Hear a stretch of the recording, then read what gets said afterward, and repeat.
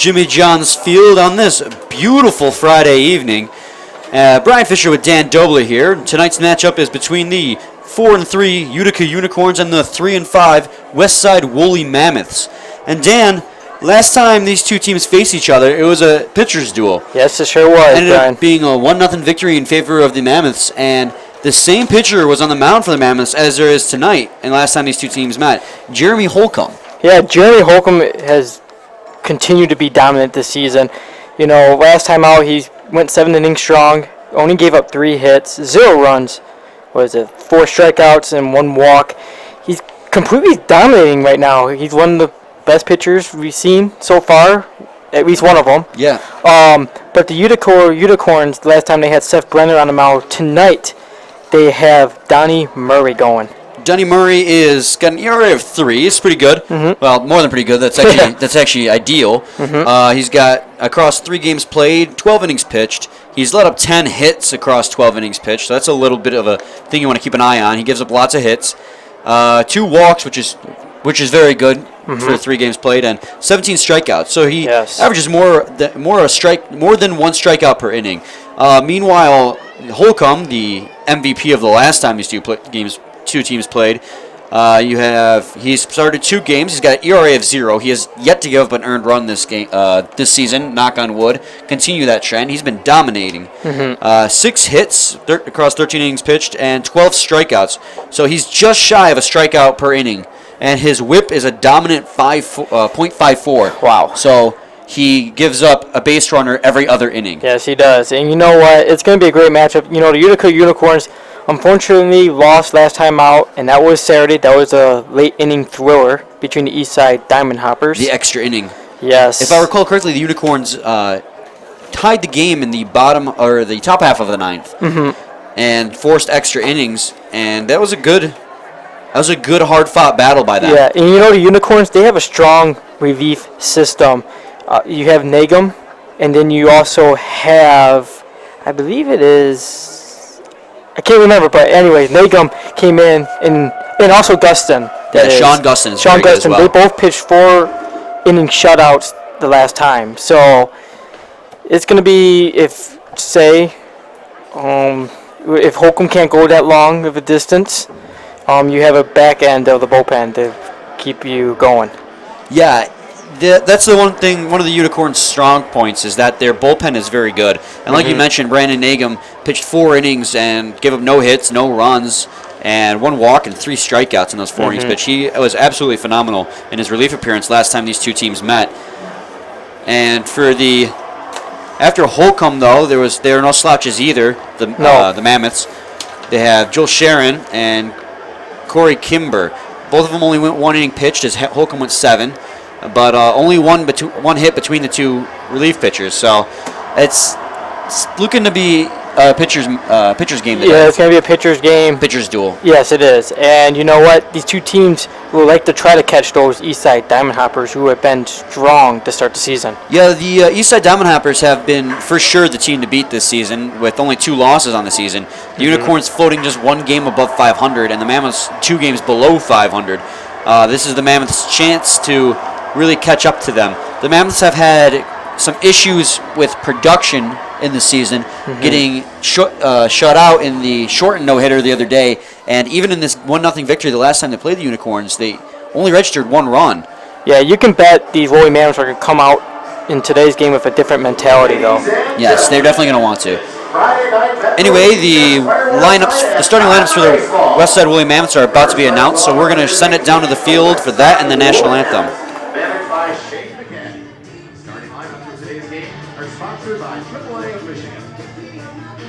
Leading off and batting first for the Westside Woolly Mammoths from Chicago, Illinois, the center fielder, number 7, Joe LaFaro. Batting second from Vienna, Virginia, the shortstop, number 9, Kent Blackstone. Batting third from Hamilton, Ohio, playing left field tonight, number 2, Jeff Smith.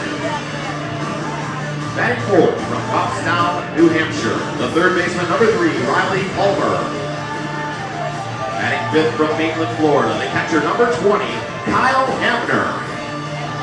Batting sixth from Chattanooga, Tennessee, tonight's designated hitter, number 10, Hagan Wilkie. Batting 7 from Arlington, Tennessee, the right fielder, number 1, Jordan Barnes. Batting 8 from Melrose, Massachusetts, the first baseman, number 22, Tyler McVicker. Batting 9 from El Segundo, California, the second baseman, number 6, R.J. Muir. And the starting pitcher tonight for the Westside Woolly Mammoths from Mount Olive, Alabama, number 12, Jeremy Holcomb.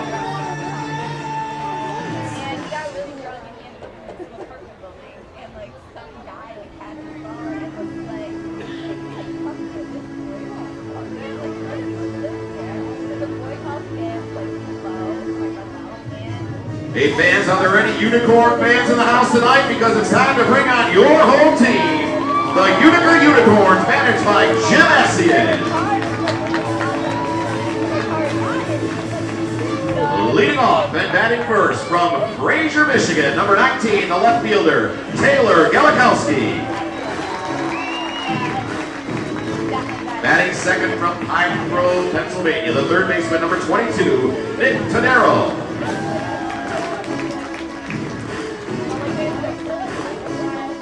Batting third from Phoenix, Arizona, the shortstop, number 9, Luke Doyle.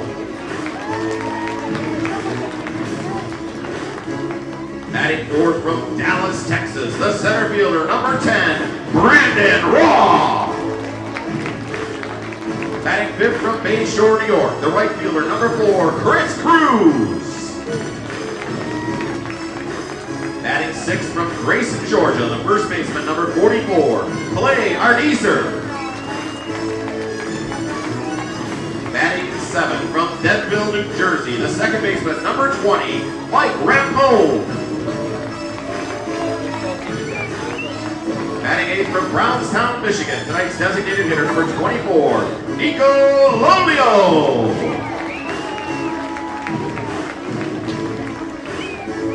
Batting ninth from Heath, Texas, the catcher, number 5, Jovan Hernandez.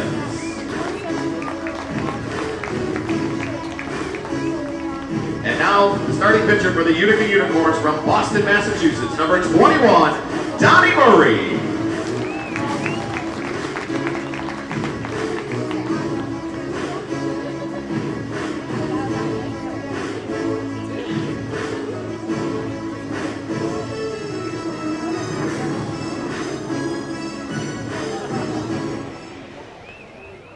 Ladies and gentlemen, please rise and remove your hats. Veterans and active military may keep your caps on while rendering the hand salute as we honor America and our military with the singing of our national anthem. Performed this evening by Allie McManus. Oh, say, can you see by the dawn's early light what so proudly we hailed at the twilight last gleaming, whose broad stripes and bright stars through the perilous fight o'er the ramparts we watched was so gallantly streamed. And the rockets rang the bells bursting in air. They proved through the night that our flag was still there. Oh, say does that star-spangled banner yet wave for the lands of the free and the home of the brave. What an outstanding job. Let's give that young lady a hand.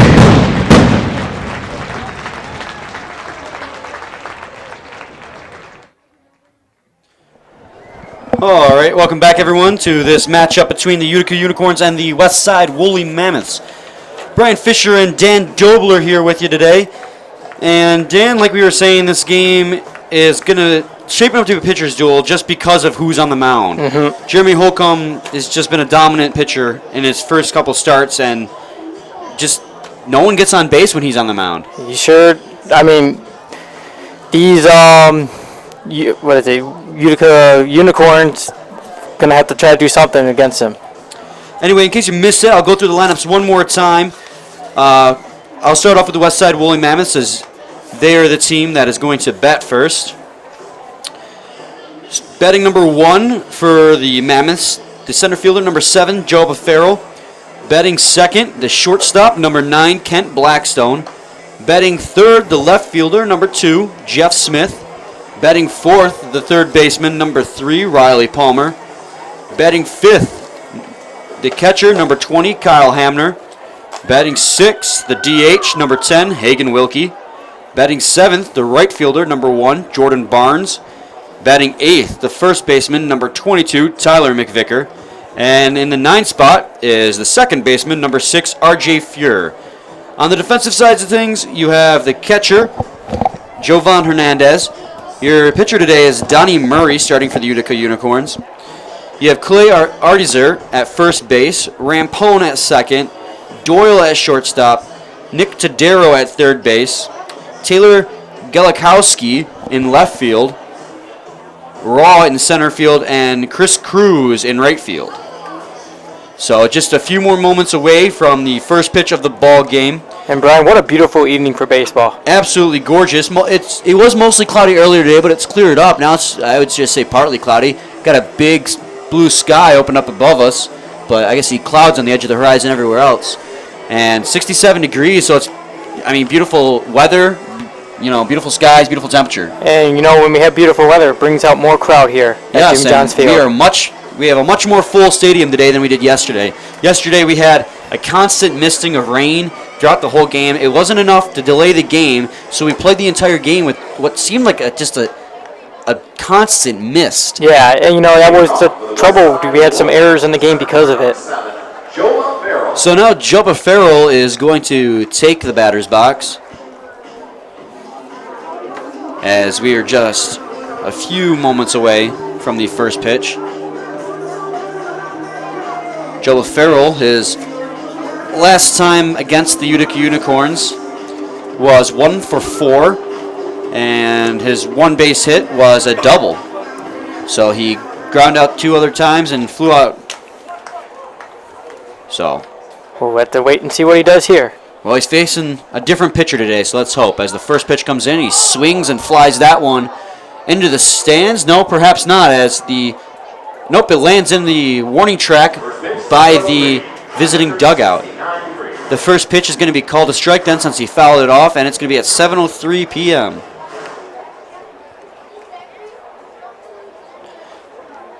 Joe Farrell's only hitting 190 on the season so far. And he's got 4 hits, but no RBI to show for it.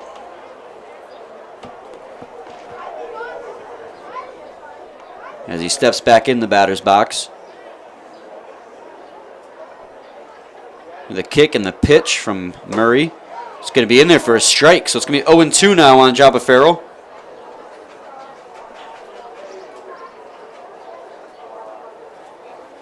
Despite not having any RBIs yet on the season, he has scored 4 times.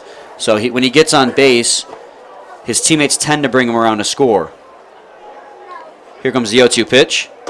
And that ball's going to be outside for a ball. 1-2 on him now. Donnie Murray throwing the heat early. Yeah, 92 miles an hour. He's no slouch up there on the mound. He throws hard. Here comes the 1-2 pitch. And swing and a miss. The first strikeout of the ball game comes at the expense of the first batter.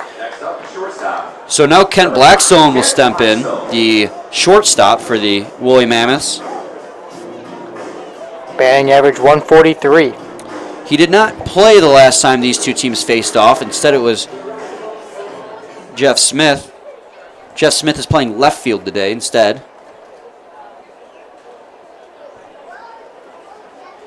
Here comes the first pitch to him, and he flies this one into foul territory on third base line. And Todero comes and makes the catch in foul territory. So it's going to be 2 quick outs for Donnie Murray to start the ball game. Making quick work early. Jeff Smith.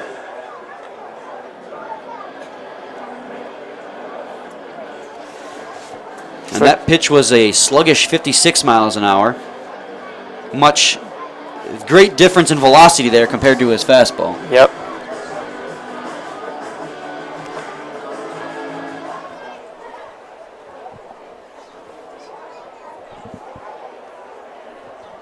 And Jeff Smith's in the box now as he looks at his first pitch. He takes, but it's going to be called for a strike, 0-1. This will be Smith's 21st at-bat of the season. Has 2 runs, 5 hits, 3 RBIs. And a batting average of .250. As he grounds this one to the shortstop, Doyle, and he throws over to Artizer, and that's going to be a quick 1-2-3 inning for Donnie Murray. Very quick. So we are going to go to the bottom half of the first inning where the Utica Unicorns are going to be due up. And due up for them is the leadoff man, Taylor Galikowski, the third baseman, Nick Todero, and the shortstop, Luke Doyle. And we'll be back shortly. Guest services booth to pick up your launch ball for only $1. You get to launch a ball after tonight's game for your chance to win wonderful, fabulous prizes.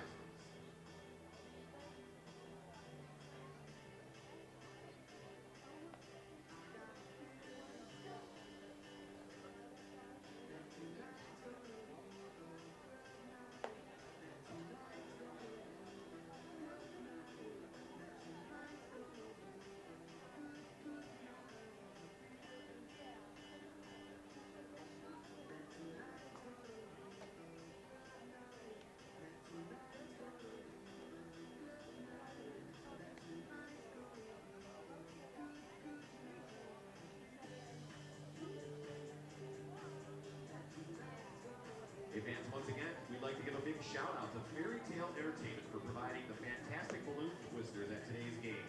If you're planning a birthday party or an event of any kind and you're looking for a princess, superhero, pirate, or cartoon character, please contact Fairy Tale Entertainment at www.fairytaleyourparty.com. The very best in live character entertainment.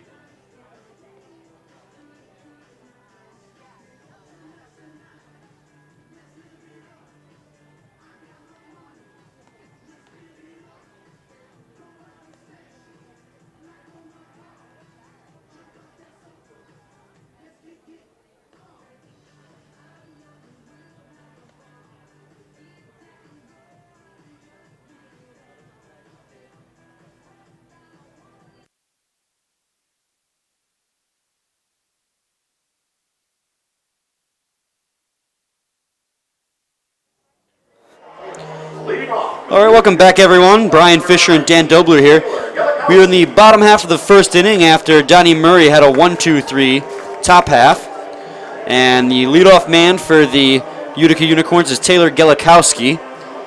Holcomb seen what Murray did. Hopefully he can do the same thing. His last time these two teams played was Taylor Galikowski's first game in the USPBL. Yeah. And he went 1 for 4, finally getting his first base hit in the USPBL in his last at-bat in the 9th inning. You know his first hit was a home run, right? Really? Yes. Was it during a close game? I think so. No, it's actually one of our games.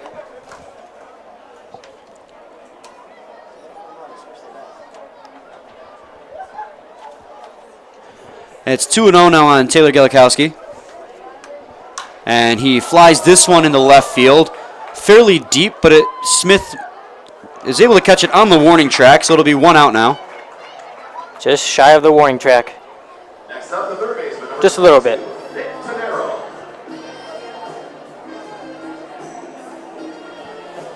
So now Nick Todero will stand in. Last time these two teams faced each other, he went 0 for 3 and flew out to Abbott, both his first 2 times out. As the first pitch to him is going to be in for a ball, so it'll be 1-0 on him now.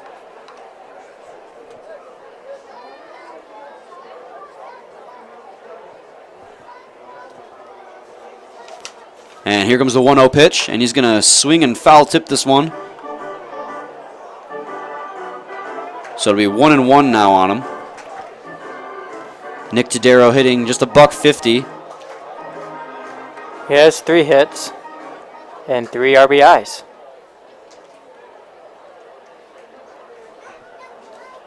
Here comes the 1-1 pitch to him. Going to be inside, called for a ball. 2-1 on him now. As the shadow is cast across home plate. Field's definitely going to need their shades today. And the 2-1 pitch is called for a strike, 2-2. Yeah, it feels like it's been a while since the sun has been out here at Jimmy John's Field. We've had a lot of overcast days in the last couple weeks. So it's definitely nice to see the sun. And the 2-2 pitch comes in, and he swings, and he grounds this one over to Fuhr at second base. Quick toss over to McVicker, and that's going to be 2 gone for Jeremy Holcomb here in the bottom of the first inning. This is getting exciting.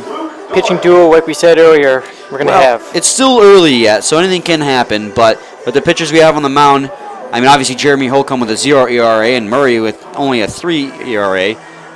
Both have been solid starters for their respective teams so far in this early season.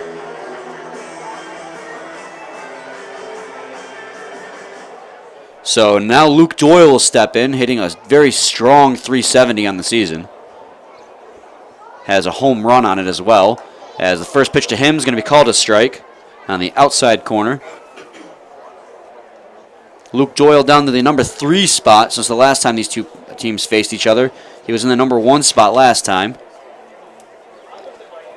Here comes the 0-1 pitch, and he swings and misses at that one. Be 0-2 on him now.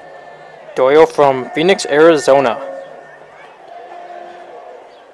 It's not the, who was it yesterday that you mentioned was from Arizona as well? Oh, I'm going to have to take a look at that, Brian. Yeah, I'll get back to you on that sorry, one. I doubt you remember. There's a lot of players. Here comes the 0-2 pitch, and he swings, and he's going to single this one up the middle. So on an 0-2 pitch, he reaches the base paths first today. Now batting the center fielder, number 10, Brandon So Luke Doyle has the first base hit of the ball game as Brandon Raw steps in. By the way, the answer is Gerard Hernandez. That from is the right. Beavers. That's who it was. Gerard Hernandez. Or I'm sorry. I mean Brandon Raw. You talked about Hernandez, and all of a sudden I had him on my mind. Sorry about that, Brian. You're all right. It's not your fault. Brandon Raw's last time against the Mammoths went 0 for 4 and struck out 3 times, so I'm sure he's looking to change that. I mean, why wouldn't he want to change that? And the first pitch to him is going to be called a ball. He has 8 hits so far this season, 2 home runs, and a batting average of .286. As he swings and misses at the next one, or I think he fouled it actually, fouled it off the catcher who is down. He looks to be a bit shaken up on that. I wonder where it hit him. Threw his mask and helmet off and is kind of just sitting there. Hopefully he's okay. Yeah. As it looks like a trainer runs out. He's up now and must have gone off somewhere on his leg as he's trying to walk it off. He's got an obvious limp. Could have pulled a muscle too. You never know. It probably hit him somewhere on the inside of the thigh. I'm not sure. It's tough to tell from this angle. We have great doctors here at hand at Jimmy John's Field. Always getting there from Beaumont Hospital.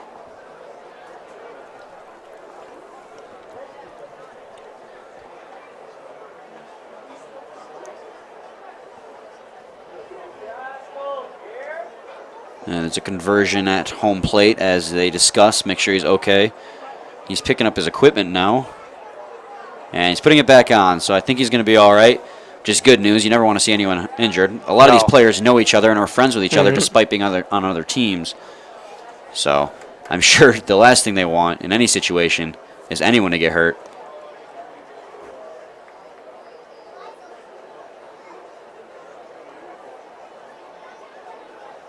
And so now they're going to meet at the mound as he continues to walk off the pane.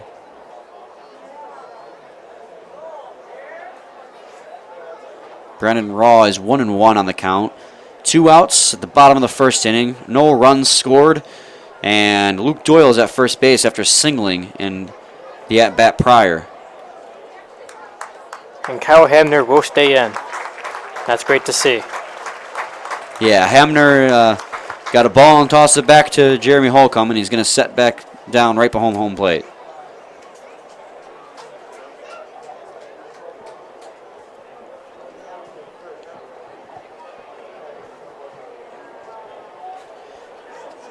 So now Brandon Raw's back in the batter's box, and they agree on a pitch. Here it comes, and on the 1-1 pitch, he grounds it over to Palmer, who throws over to second for the force.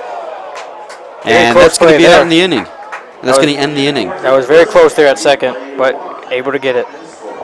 So the Utica Unicorns are able to get the first base run of the ball game, but nothing happens from it. So it's going to go to the top of the second inning, and a 0-0 tie. Due up for the Westside Woolly Mammoths is the number 4 hitter, Riley Palmer, the number 5 hitter, Kyle Hamner, and the number 6 hitter, Hagen Wilkie. We'll be back shortly.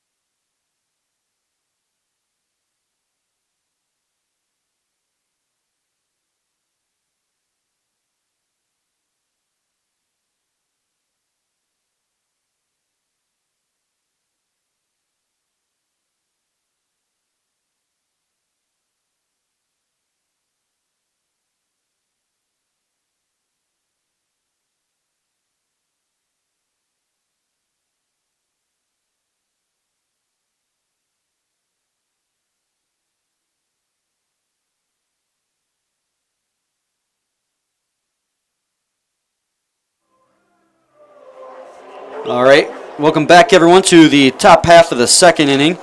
Now batting for the Mammoths, third Brian baseman, Fisher and Dan Dobler here. It is a 0-0 tie, and due up for the Westside Woolly Mammoths is Riley Palmer. Last time these teams faced each other, Riley Palmer struck out twice and had 2 doubles. So a little bit of a mixed bag from him. And also an RBI. Yeah, he drove in the lone run of the game, leading to the Westside Woolly Mammoths 1-0 victory. As the first pitch to him is coming in. He's going to take, and it's going to be called a ball, 1-0 on him now. Palmer has 1 home run, 4 RBIs, and 5 hits this season. His batting average is only a .217, which isn't necessarily ideal. I'm sure he would also like it to be a little bit higher. Who wouldn't? Well, probably the other team. Here comes the 1-0. And it's going to be called a ball as well. It's going to be 2-0.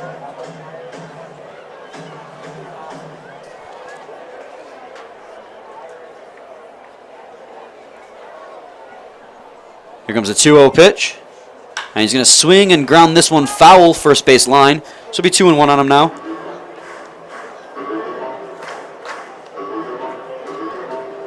As he steps out of the batter's box and commits to his routine as Donnie Murray gets back on the mound.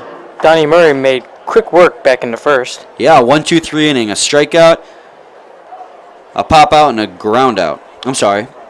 Yeah, strikeout, a pop out, and a ground out.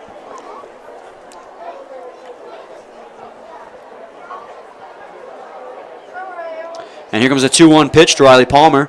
And he's going to take inside for a ball. Going to be 3-1 on him now. So after making quick work in the first inning, Donnie Murray finds himself in his first at-bat where he's struggling. Here comes the 3-1 pitch to him. And he's going to swing and pop this one up way in the air as the catcher Hernandez is going to go in the corner and make the catch in foul territory. A basket catch. Yeah, he managed to track that one down. I mean, that one went pretty much as straight in the air as you can possibly get and drifted its way into foul territory. So after getting ahead into a 3-1 count, he pops out for the first out of this half inning.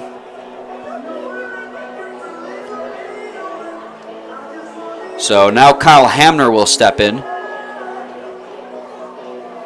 After being shaken up in the top or in the bottom half of the first. Yeah, in the bottom half of the first, it looked like he took a pitch off his leg somewhere and was down for a little bit. Eventually walked it off. And the kick and the pitch. It's going to be called a strike on the outside corner. 0-1 on him now. Hamner, batting average 176. With 3 hits so far this season and 1 RBI. Last time these two teams faced, he was 0 for 2 but drew a walk as he singles that one into left field. So now the Westside Woolly Mammoths have their first base hit of the ball game. Now back the designated hitter, number 10, Hayden Wilkie. No-hitter today, Brian. Not today. We did see one last weekend. Technically it was a shortened no-hitter, but still qualifies. But I mean, we could still see a one-hitter. We saw that last night. Anything can happen. One-hitters obviously don't really make it into the records books, but they're still cool for the pitchers, I suppose. So as Hagen Wilkie steps in now.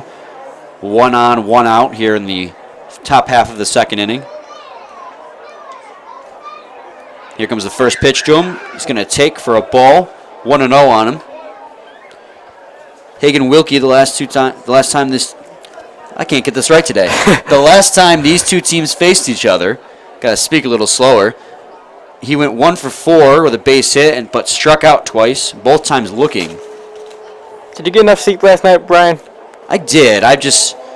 Sometimes I just talk a little bit too fast for myself. Here comes the 1-0 pitch, and it's going to be called a strike. 1-1 on him now. Don't worry, I got your back.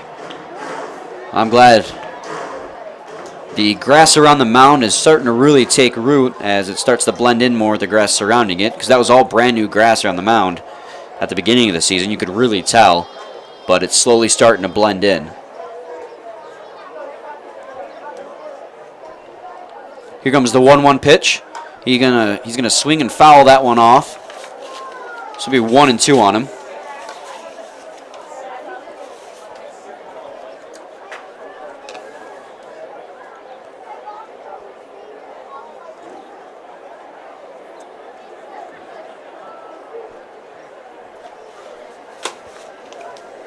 Hamner's leadoff from first isn't anything special.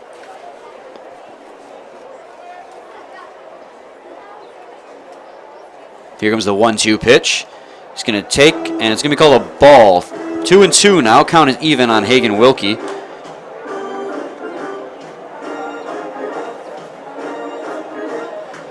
Yeah, the stands filled out fairly nicely today. Yes, they are. Definitely a lot better compared to yesterday, where the cold, the rain.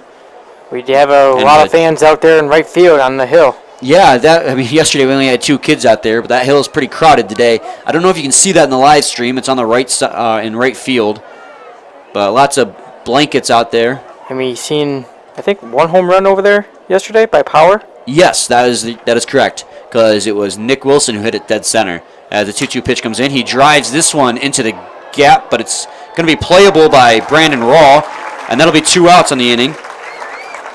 As Kyle Hamner returns the first, unable to tag in advance.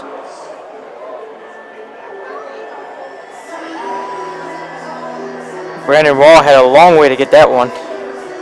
Yeah, at our first contact, I thought that one might make it into the gap, but Brandon Raw was able to run over and make the running grab.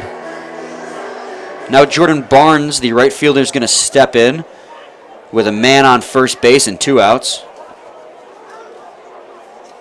The last time these two teams played each other, got it right that time, he went 0 for 2 and reached base on a fielder's choice. As the first pitch to him comes in, going to be called a strike, so 0-1 now on Jordan Barnes. Only has 4 hits this season to start and has 3 RBIs. Yeah, only batting 160, and if you're batting anywhere underneath the Mendoza line, you really just have to step it up.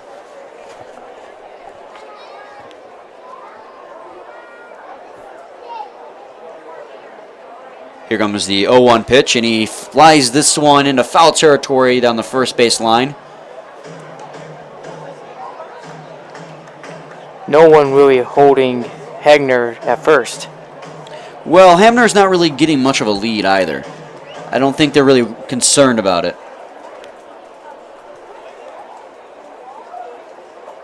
And with 2 outs,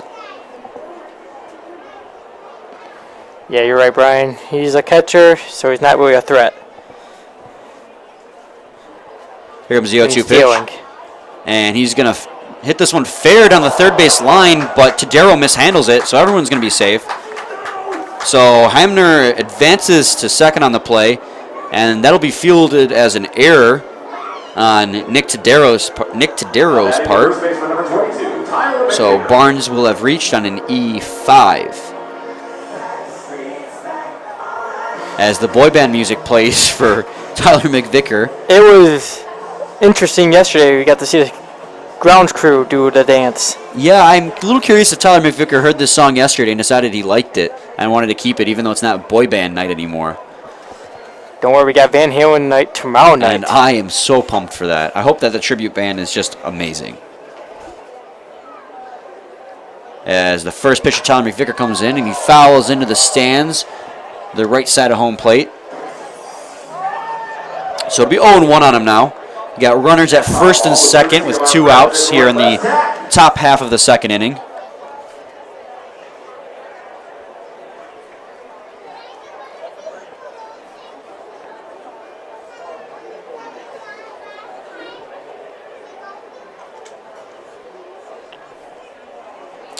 Here comes the 0-1 pitch. He's going to swing and foul this one over to the patio in right field. So it'll be 0-2 on him now.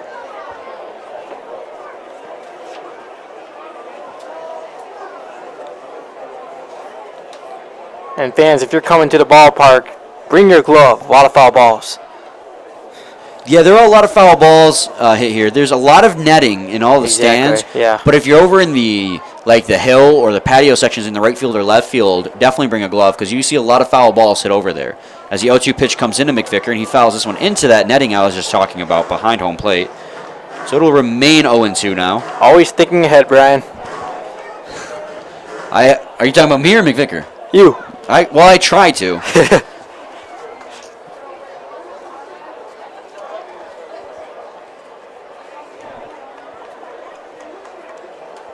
You always want to think ahead. It's always nice to plan ahead, that's for sure. And the 0-2 pitch to McVicker is in, and that ball is going to be low, so it'll be 1-2 now on Tyler McVicker.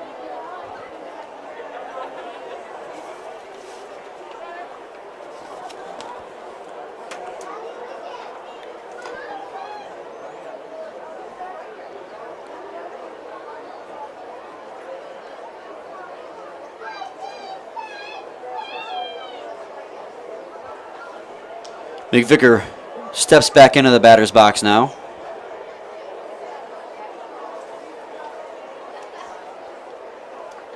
One and 2 count on him. As Donnie Murray decides on a pitch. Takes a look back to second, and here's the pitch. Going to be outside, so the count will be even now. 2-2. After making quick work in the first inning, he's kind of a little slow down here. Yeah, he made really good work in the first inning, going 1-2-3, but here in the second, he struggled a little more. The inning should be over, though, in all respect to Donnie Murray, if it hadn't have been bobbled by Exactly, the error. Nick Tadero down there at third base. But it's baseball and anything can happen as that pitch is in low, so it'll be 3-2. So after getting down 0-2 in the count really quick, Tyler McVicker expresses his patience at the plate and draws 3 balls.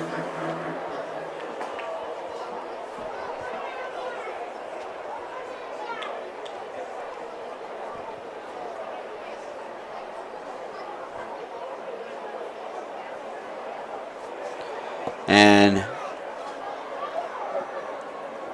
Donnie Murray and Hernandez have a quick chat.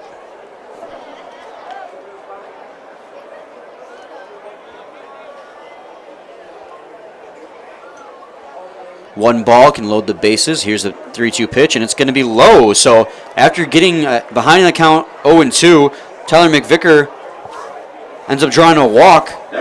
So now the bases are going to be loaded after a base hit, an error, and a walk.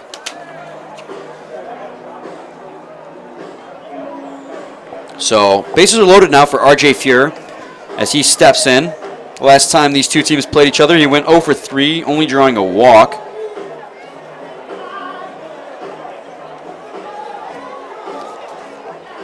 I'm loving the Woolly Mammoths uniforms today. They have on this evening, actually. Yeah, those are their. I think those are their regular away jerseys. Are they alternates? I think they might be alternates. They just the blue looks really sharp though. I love the shade of blue they use. You know For their what? Correction. team It might be their home. I'm thinking. You sure about that? Okay. I might be right the first time. And the first pitch to RJ Fuhr is in for a ball, 1-0.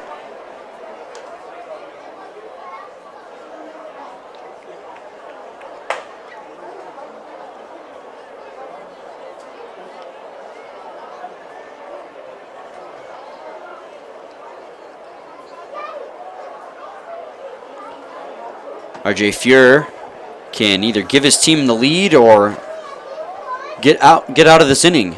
Here's the 1-0 pitch. And it's going to be outside for 2-0 because bases are loaded now with 2 outs. So he could either drive home a run or give Donnie Murray a giant sigh of relief. So it all is up to how he performs under pressure, only hitting .083 on the season. But when he does get on the base pads here, he is someone to watch out for. He has more walks than hits, though. As that one is in for a ball, so it's 2-1 now on RJ Fuhr.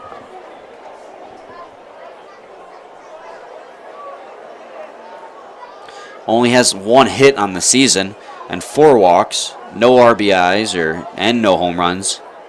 Clearly, because if he had hit a home run, it would count for an RBI.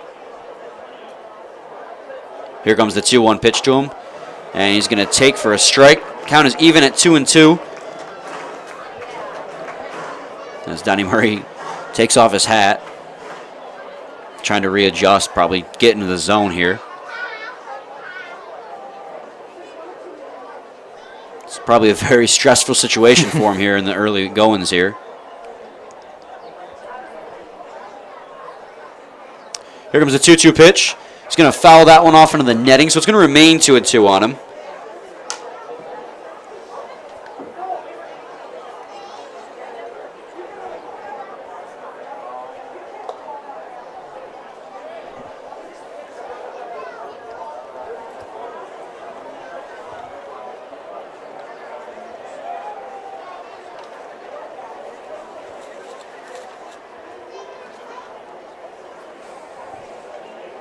Here comes the 2-2 pitch. He's going to kind of half-heartedly swing at that, mostly to protect the plate, and foul that one into the stands. Whereas a nice catch by a fan over there. Landed pretty much in his lap, but hey, got to give him credit for actually catching the ball, though. A catch is a catch, Brian. Yeah, I mean, most of the times when you come to these stadiums, they don't normally actually catch the ball. It usually bounces off the first person's hands and into the hands of the next. And if you're that first person, ouch. Yeah, you normally have a throbbing hand afterwards, as those balls usually leave the bat at a pretty high velocity. And here comes the 2-2 pitch to RJ Fuhr, and he's going to ground this one to the second baseman, Rampone, and he throws down the first, so the Mammoths threaten but do not score as Donnie Murray is able to work out of a bases-loaded jam. So going into the bottom half of the second inning, due up for the Unicorns is the number 5 hitter and right fielder Chris Cruz. Following him is the first baseman Clay Artizer and the second baseman Mike Rampone. We'll be back shortly.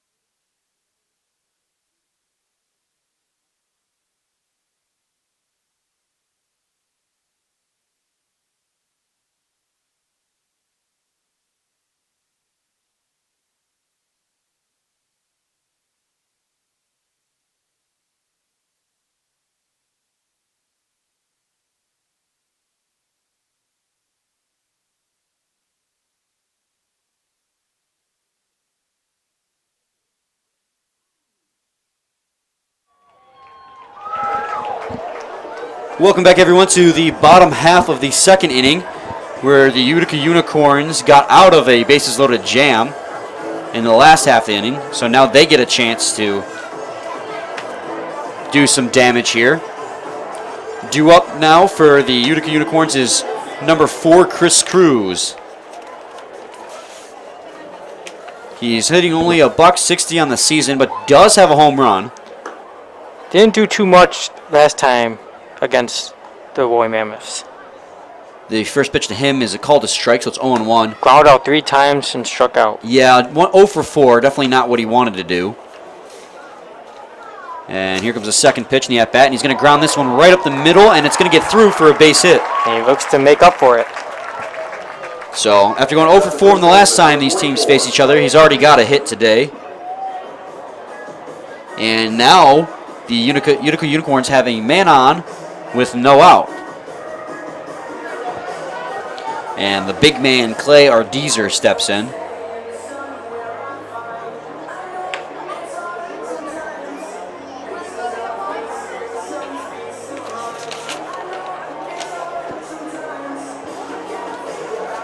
He's batting .333, which is very strong. Has 9 hits and 1 RBI on the season. As he looks at his first pitch. Going to be called a strike for 0-1 on him. Last time these teams played each other, he went 1 for 3 with a base hit and a walk. So not too shabby as he swings and fouls this one into the patio over in left field. Like I said, bring a glove and sit over there and you're pretty much guaranteed a ball at least once. So it'll be 0-2 on him now. Who wouldn't want a free baseball? Seriously. I mean, even like you can just take it home and play with it yourself. I mean, baseballs are pretty expensive, so. Or find someone to play catch with. 1-2 now on Clay Ardeezer.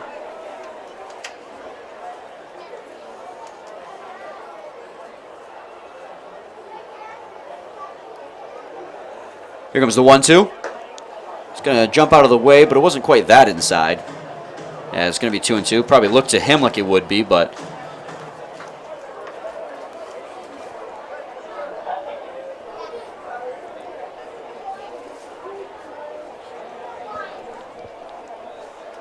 And here comes a 2-2 pitch to Ardeezer, and he's going to fly this one into left field. Fairly deep, but looks like Smith's got under it. Against the wall on the warning track. Clay Ardeezer got good contact on that one. He sure did. So if he would have gotten a little more on that one, he would have probably driven that one out. But Smith was able to get it on the warning track for the first out of the inning. As Chris Cruz remains at first base.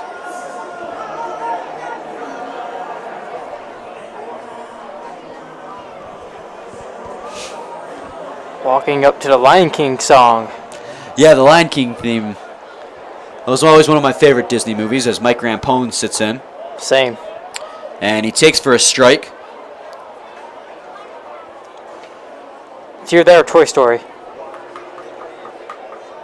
I thought, was that before or after Disney bought out Pixar? I think it was before. Yes, I believe you're right. It's 0-1 on Mike Rampone as he waits for the next pitch.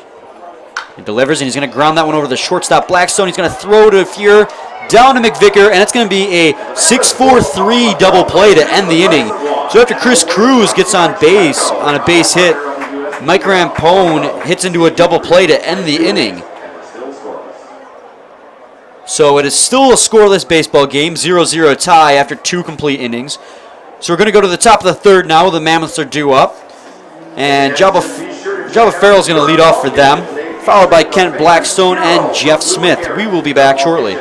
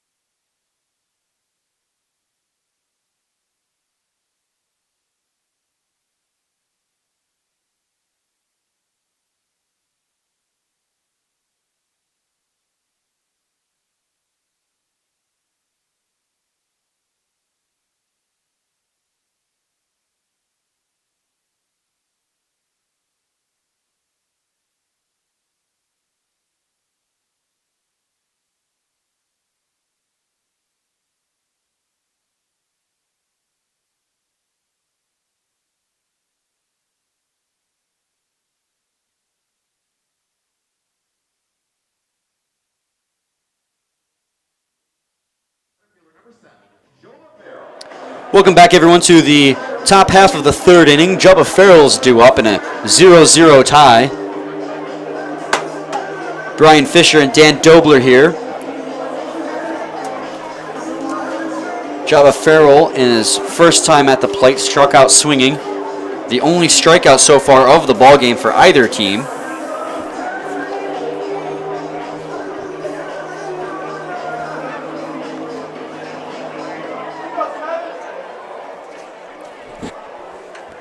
Here comes the first pitch to Farrell. It's going to be called a strike, so 0-1 on him.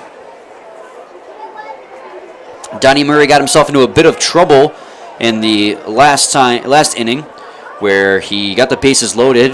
A base hit, an error, and a walk resulted in that, but he was able to get out of it when he grounded out R.J. Fuhr to end the inning. And that's a good thing. As it is now 1-1 on Jubba Farrell.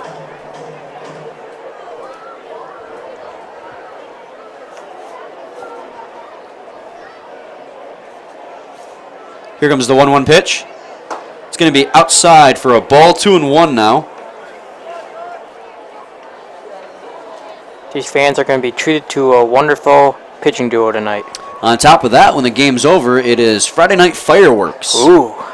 And the fireworks display here is always spectacular, Yes, as they that are. one is fouled into the netting behind home plate, so goes to 2-2 now. And what a way to celebrate Memorial Day weekend. Well, at least we don't have to worry about the weather being too rainy. It's supposed to be nice tonight. And tomorrow. That is, too. Yeah, thunderstorms is in the forecast for Sunday, though, but we know if we know anything, weather forecasts tend to change. Here comes the 2-2. That's going to be outside, so 3-2 now on him. Full count. We did get the game in yesterday. We did, despite the constant mist that was coming across the baseball field. It just was not quite heavy enough to delay the game, which, thank goodness, as he grounds this one to the second baseman, Mike Rampone, who throws over to Artizer, and we have one out in the top of the third inning. Now batting the shortstop, number 9, Kent Blackstone. So now Kent Blackstone will step in, the shortstop. He popped out to Nick Tadero his first time up. That was back in foul territory. Yes, that was there in the first inning.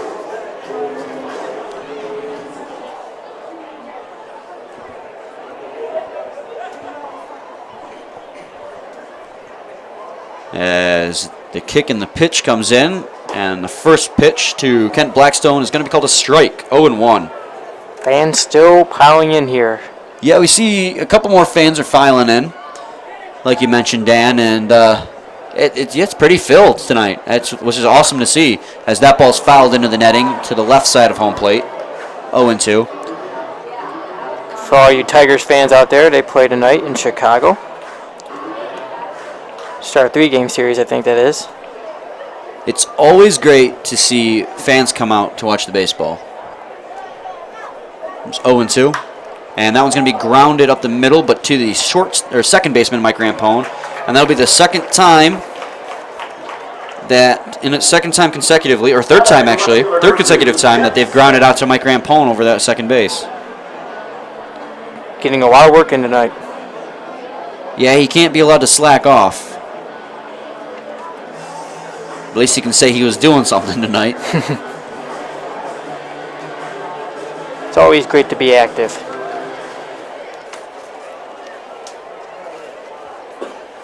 As Jeff Smith steps back in, and here comes the first pitch to him at the at-bat. He swings and misses at that one.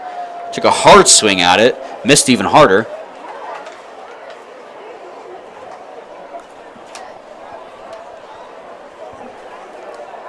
So it'll be 0-1 on him. Here comes the 0-1 pitch.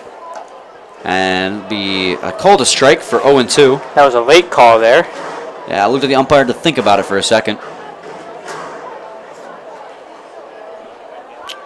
Jeff Smith wears number 2 on his back, which was the same number I wore, actually. It was my lucky number. As that ball is going to be high. 1-2 now. Mine was 13, of course. But then again, I loved wearing number 24. So which one's your lucky number then? I would have to say 24. Is there any reason behind that?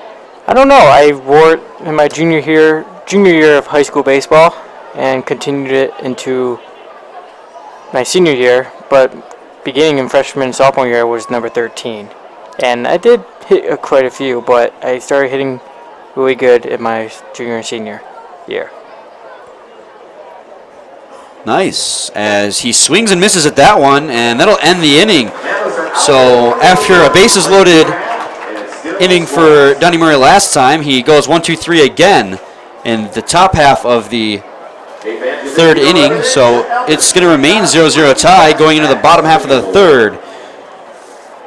Due up for the Utica Unicorns in the bottom half of the third is going to be Nico Lalio, Jovan Hernandez, and then Taylor Gilikowski. We will be back shortly.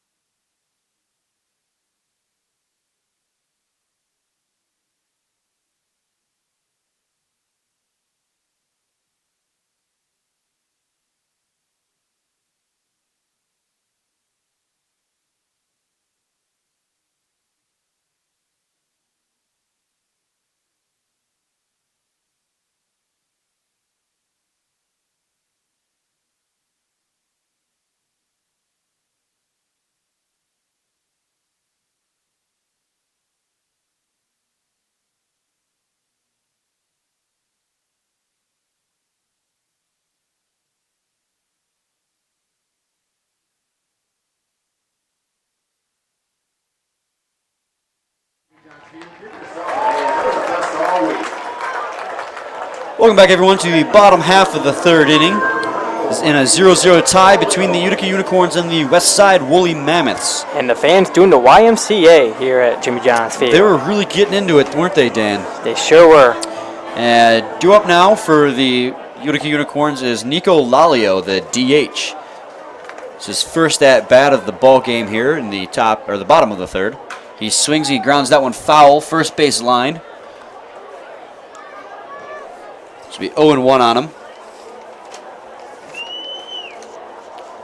Last time these two teams faced each other, he went 0 for 3, reaching on a fielder's choice.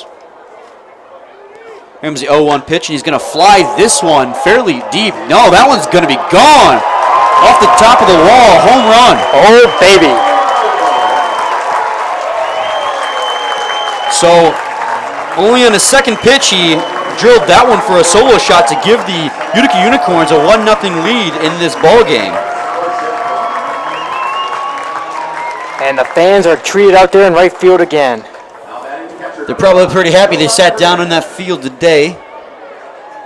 So now Jovan Hernandez will come into the box, looking to add on to the damage that his predecessor Nico Lalio just made.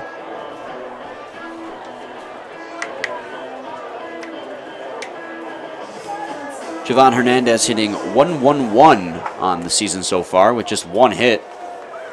It's always great seeing home runs hit out of the park. And the first pitch to him is going to be called a strike, so it'll be 0-1.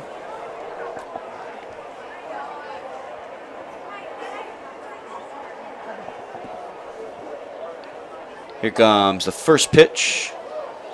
Their second pitch, be 0-2.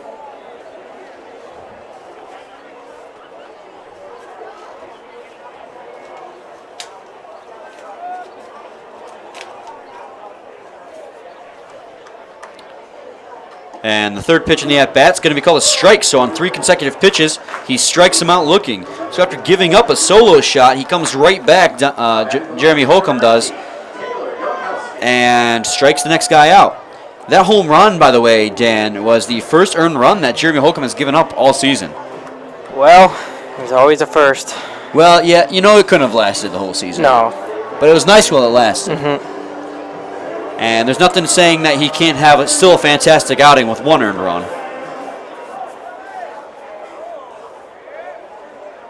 As Taylor Gelikowski steps in and takes the first pitch for a strike. That was Holcomb's first strikeout of the game. Yes, and the second of the ball game, as Donnie Murray has one. Or he has two, my bad, so there's 3 on the game. As Gelikowski dodges out of the way of one inside. Be 1-1 on him.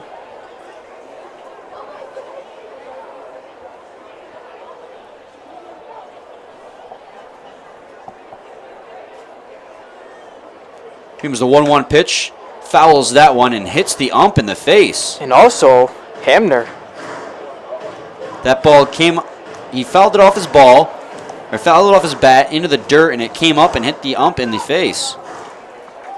We got a little piece of Hamner, I think it is too.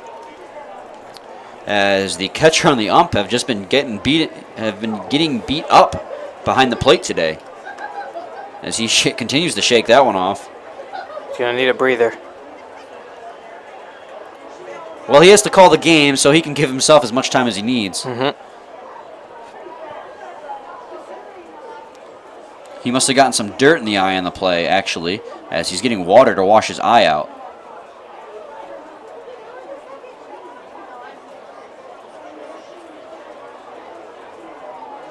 Could be wearing contacts. As he's going to return, he looks okay now. So maybe it wasn't the ball that hit him, but the dirt from the ground from where the ball hit. Yeah, that's always a painful. So it's going to be 1-2 on Taylor Gelikowski. The Woolly Mammoths, or the Utica Unicorns, have the lead after Nico Lalio hit a solo shot just 2 batters ago. Here comes the 1-2 pitch, and it's going to be outside for a ball, 2-2. Gelikowski does have power as well. Yes, he has 3 home runs on the season and a .364 batting average. So he's been performing well since coming over from Frazier. And it'll be called a ball, so the count's going to go to full count now, 3-2.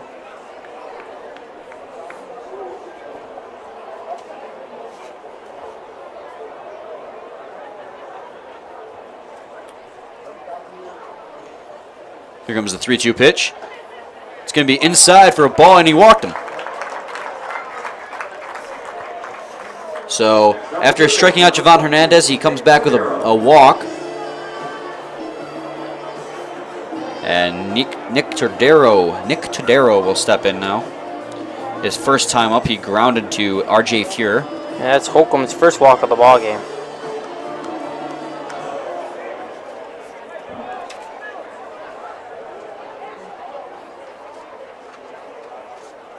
And the first pitch to Todero is fouled into the netting behind home plate. Yeah, we mentioned before the game that Holcomb really only averaged a base runner every other inning, but he's had a base runner in every inning so far to this inning. So comparatively, he's not performing as he was, but you can't really expect him as that one's lined right over to Blackstone. He makes a quick throw to McVicker, but wasn't able to get him as Gelikowski gets back safely. So now there's going to be 2 outs now in the top of the bottom of the 3rd inning.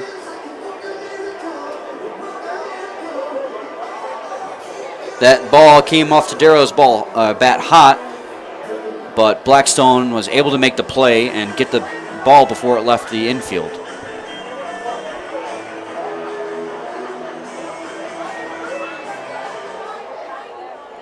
So now Luke Doyle steps in. He got the first base hit of the ball game back in the 1st inning. And it's going to be 1-0 on him now. Batting .370. Very solid batting average. Very, very solid batting average.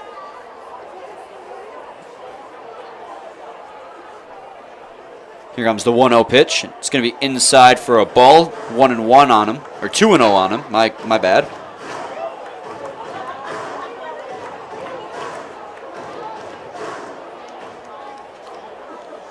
He does have one home run as well.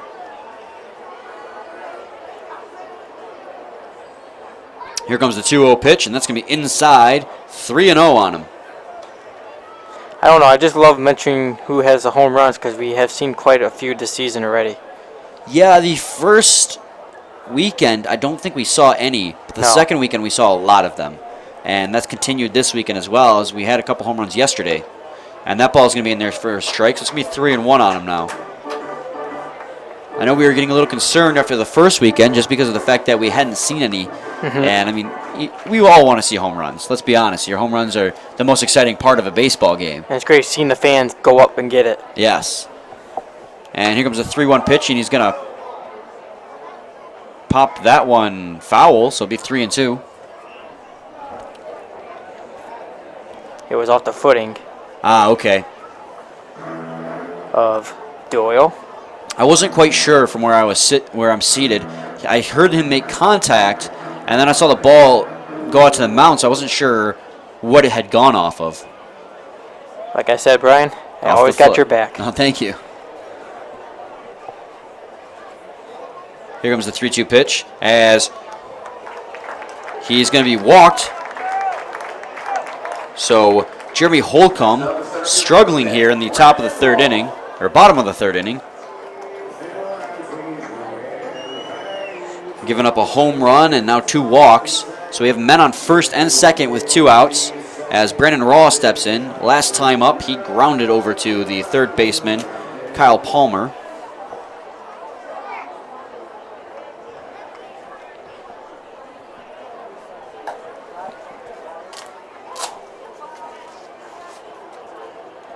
Riley Palmer, correction. 286 batting average. With 8 hits. And he also has 2 home runs. A quick meeting at the mound between Hamner and Holcomb.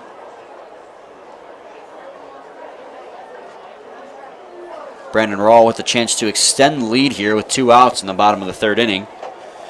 The count is 1-0 on him as he waits for the 1-0 pitch. Here comes the pitch, and he's going to swing this one through the gap, and Tyler Galikowski is going to score. So it's going to be 2-0 now, Utica Unicorns, and an RBI single for Brandon Raw. If that throw by Jeff Smith was on target, he might have gotten Galikowski there. He hit a soft ground ball through between Blackstone and Palmer on the left side of the infield. So that was pretty much the ideal way you want to get a guy home from second. Squeeze it through the shortstop and the third baseman in this situation, and has to roll all the way out to Smith in left field. So we still have runners at first and second, but now a 2-0 lead for the Utica Unicorns with 2 outs as Chris Cruz steps in.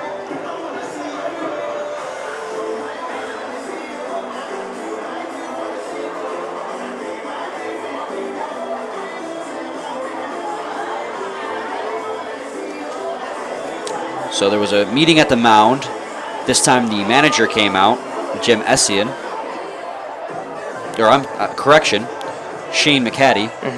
Shane McCaddy used to coach, was it the Unicorns, that is? Yeah, I believe he was an assistant coach last year with them.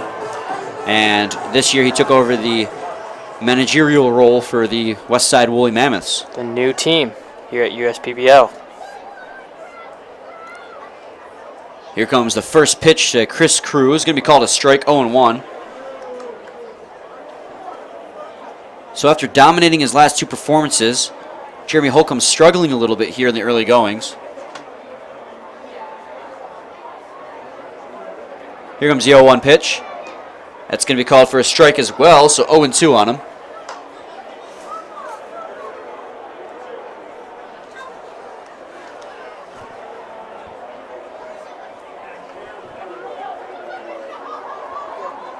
Chris Cruz's first time up, hit for a single, as that pitch is going to be a ball, 1-2 on him.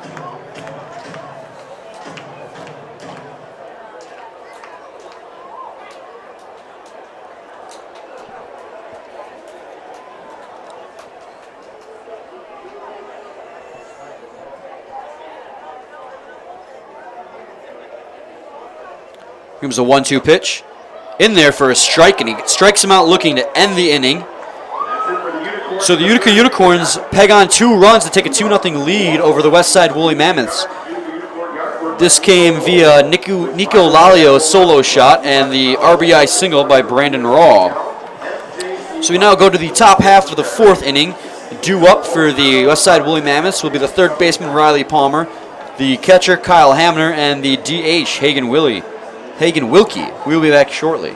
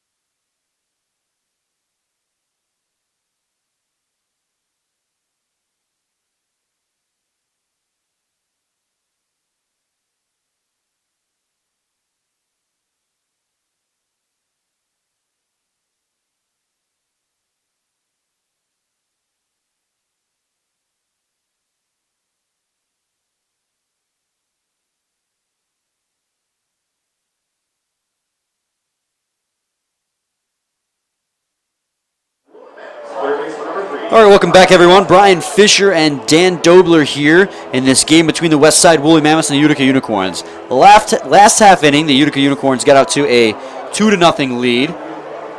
And now the Westside Woolly Mammoths will get a chance to respond to that in the top half of the 4th. Due up for them is Riley Palmer.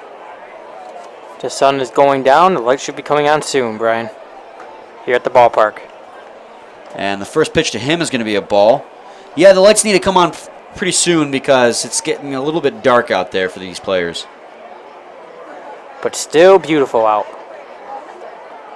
Here comes the 1-0 pitch. He's going to swing and ground this one over to Mike Rampone. He's going to throw over to Ardeezer, and going to be a quick out for Donnie Murray. As Mike Rampone continues to get a workout in.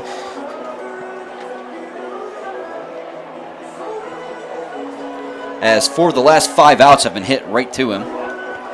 The sole out that did not get hit to him was a strikeout to end the last half inning for Donnie Murray. Here comes the first pitch to Kyle Hamner. It's going to be called a strike. Rampone's probably saying, keep him coming to me. It's clearly working, so whatever Donnie Murray's doing on the mound is working.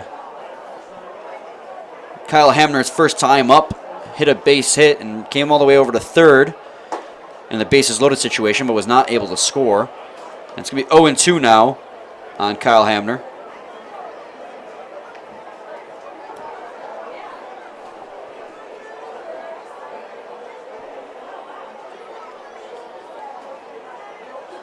Hamner takes on the 0-2 pitch.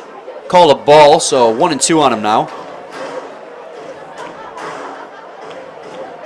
Hamner wasting no time to get back in the batter's box.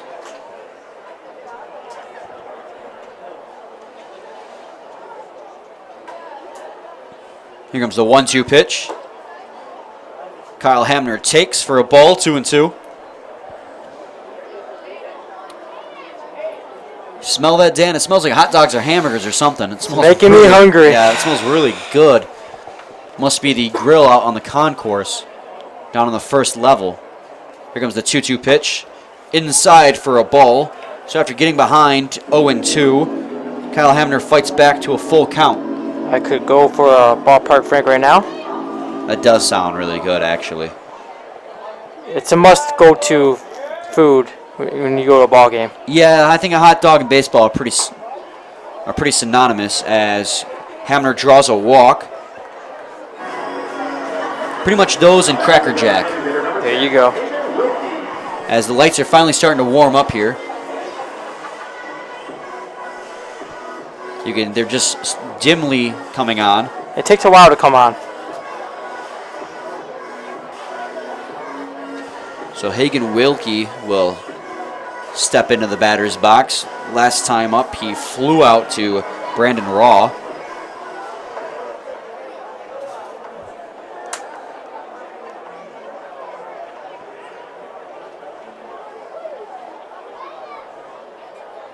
Here comes the first pitch to Hagen Wilkie. Going to be called a strike, so 0-1 on him now. Murray and Holcomb are even at walks in the ball game. But not earned runs, as No. Jeremy Holcomb is now pegged for 2.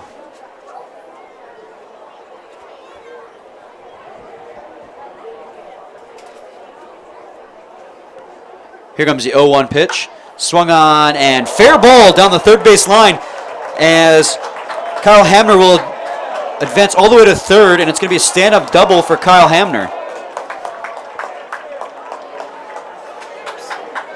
That would be Wilkie. Or Hagen Wilkie, my bad. I was one batter behind.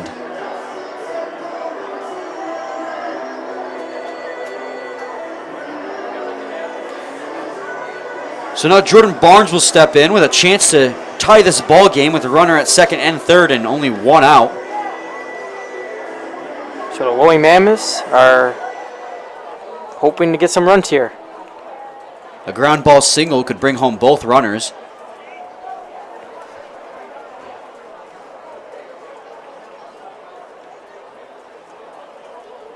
Here comes the first pitch to Jordan Barnes. Checks his swing. And it'll be a ball 1-0.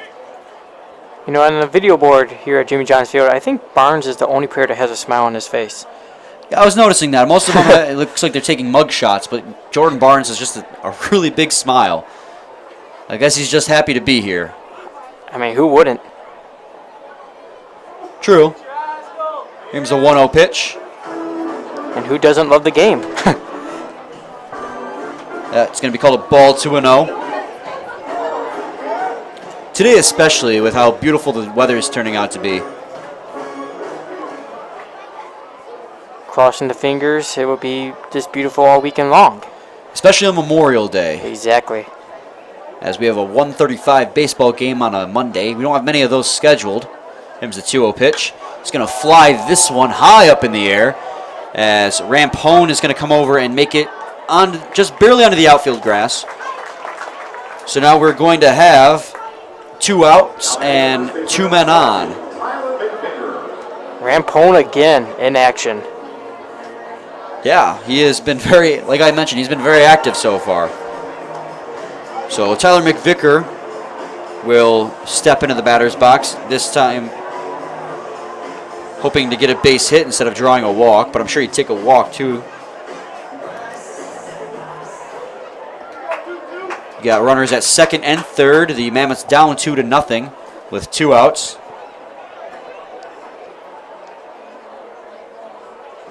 Here comes the first pitch to McVicker. Called a strike. 0-1 on him now.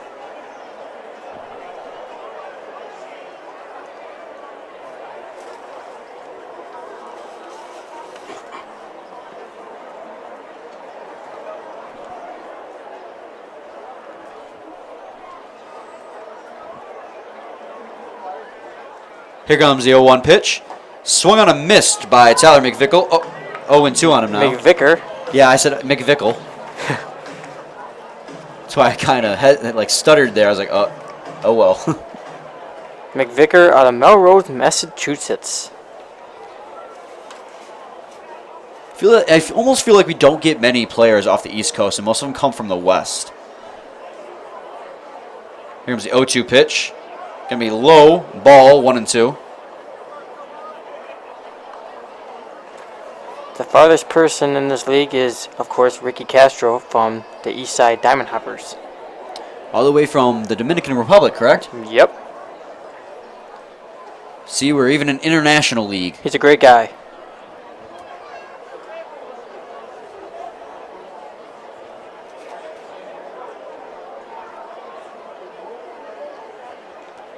Here comes the 1-2 pitch. Swung on and driven into right field. Pretty deep.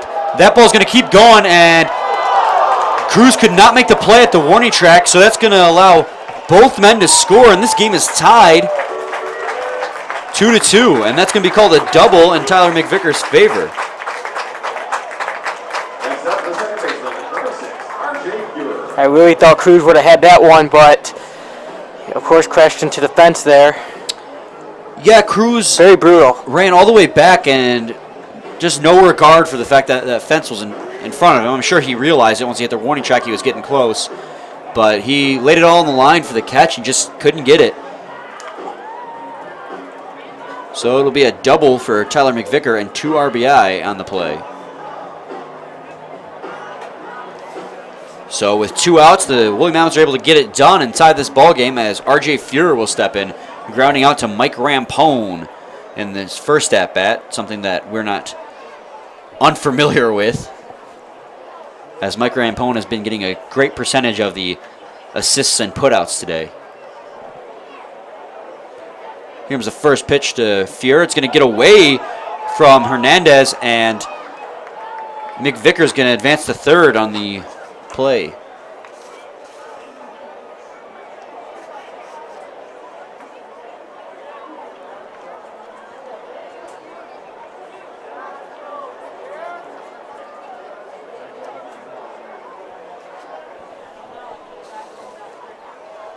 So R.J. Fuhrer will step back in the batter's box now with Tyler McVicker at third base.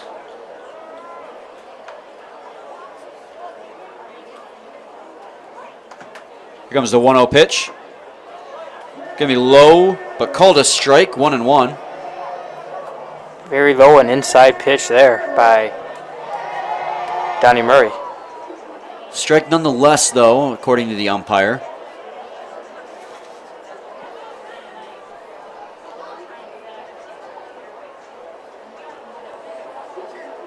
Here comes the 1-1 pitch. That ball's going to be low and outside for a ball, 2-1.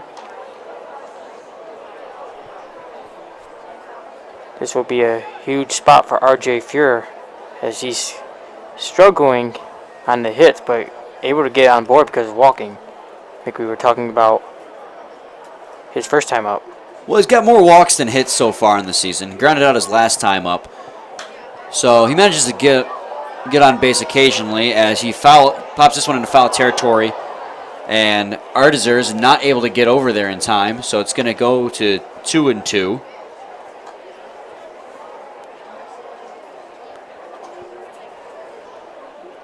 Huge foul ball territory here at Jimmy John's Field, which we mention basically every single game, compared to a lot of major league ballparks, especially in Oakland. Yeah, the Oakland A's have the biggest foul territory I've ever seen in any ballpark. That probably is because of the fact that it doubles as a football field, too. Not for much longer, as the Oakland Raiders are actually Moving to Las Vegas. Yeah. We've seen a lot of NFL teams moving. They're going to be joining the Vegas Golden Knights of the NHL in Nevada. Here's the 2-2 pitch, and this one's going to be flown out to center field, but Brandon Raw is going to be able to make the catch. So it's going to be a 2-run inning for the Westside Woolly Mammoths, and they tie this ball game right after Utica Unicorns got the lead. So we're going to go to the bottom half of the 4th inning. Due up for the Unicorns is going to be Clay Ardizer, Mike Rampone, and Nico Lalio. We'll be back shortly.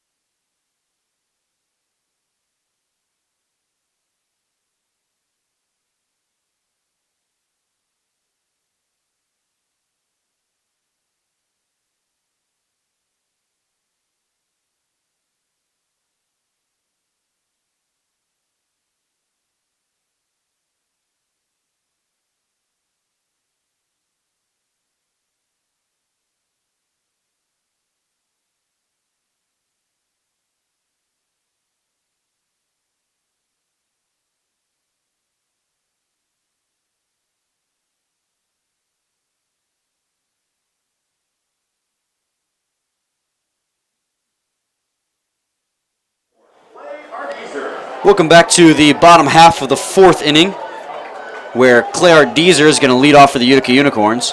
During the break, they had a freaky fast kid run. Is Brian, that- how fast are you? I don't know, man. At my peak, like 8 miles an hour. I don't know. Those I kids were I can't fast. run very fast. Those kids were very fast. If you put me on ice skates, I can go about 19 for about 5 seconds. Yeah, you definitely beat me in the race with that. Well, only for not very long. I don't have the stamina I once did. It's 1-0 on Claire Deezer as he looks at the 1-0 pitch and he drives this one towards the gap in left center field, but Farrell's going to be able to get underneath it and be one gone. Now batting the second baseman, number 20, Mike Redmond.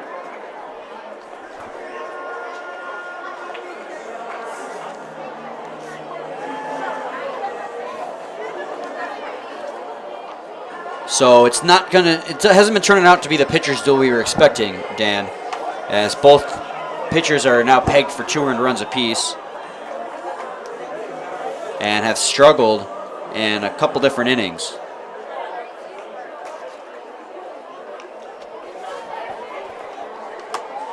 Mike Rampone steps in, and he fouls this one in the inning behind home plate. By the way, Brian, I brought my binoculars this evening. Nice. Didn't forget them, I didn't and even send you a reminder, and you remembered on your own. I just used them. And the Utica Unicorns have a lefty warming up, or a righty. It appears they have both, actually, a lefty and a righty. Actually, it is a lefty, Tom Constand. As Mike Rampone is going to fall behind 0-2 on the count. I was right the first time. Nothing really going for the Mammoths. It's hard to see with those umbrellas. Yes, out it there. is. Those umbrellas are really making it hard to see the bullpen. As the 0-2 pitch comes in, he's going to ground this one over to the third baseman, Palmer. And he's going to throw over to McVicker to get Rampone in time. So it's going to be 2 outs now for the Utica Unicorns as Nico Lulio will step in.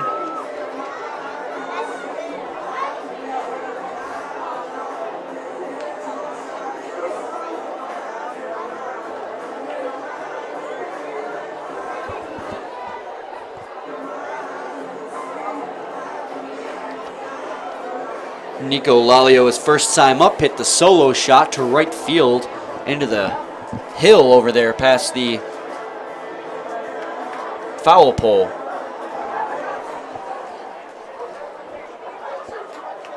Yeah, that baby was long gone. Yes, it was. As he looks at his first pitch, and it's going to be called a strike, 0-1. Yeah, that one got out in a hurry. It left his bat and got into the right field hill very, very quickly. As he grounds this one over to the shortstop Blackstone, who's able to make the play to McVicker. And it's going to be a 1-2-3 inning for Jeremy Holcomb after struggling in his last inning. That's the type of bounce-back inning you want from your pitcher. Exactly.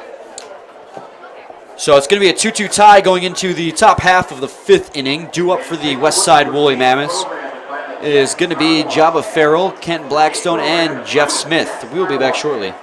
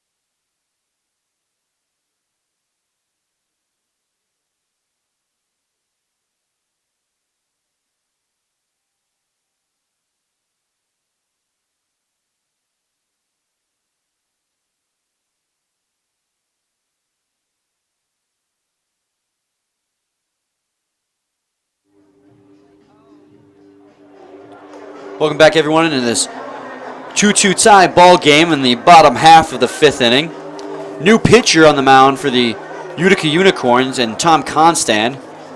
So Donnie Murray only goes 4 innings pitched and gives up 2 earned runs and strikes out just 2 batters in his outing.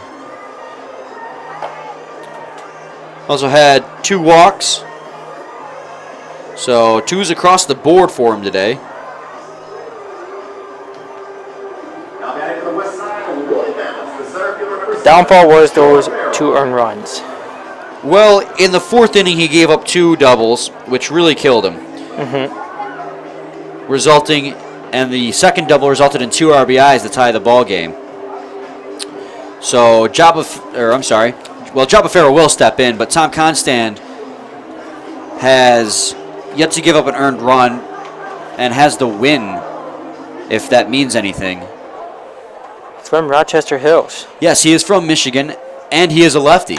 So my type of guy. I love lefties. Meanwhile, Jabba Farrell pops that one way into the air as Mike Rampone, of all people, goes into the outfield to make the catch. And he's just hogging all the putouts today. Definitely going to be the defensive player of the game. Well, a lot of them have been fairly routine, but he's definitely getting a lot of action. But yeah, constant lefty. I'm a lefty myself, Brian. Are you? I did not know that. I was a pitcher back in high school, a lefty one. As the first pitch to Kent Blackstone's going to be in there for a ball, 1-0. The only weird thing is my batting, I was always hitting from the right side. For some reason I couldn't really hit from the left. It was weird. And the 1-0 pitch is going to be swung on and missed, so 1-1 now.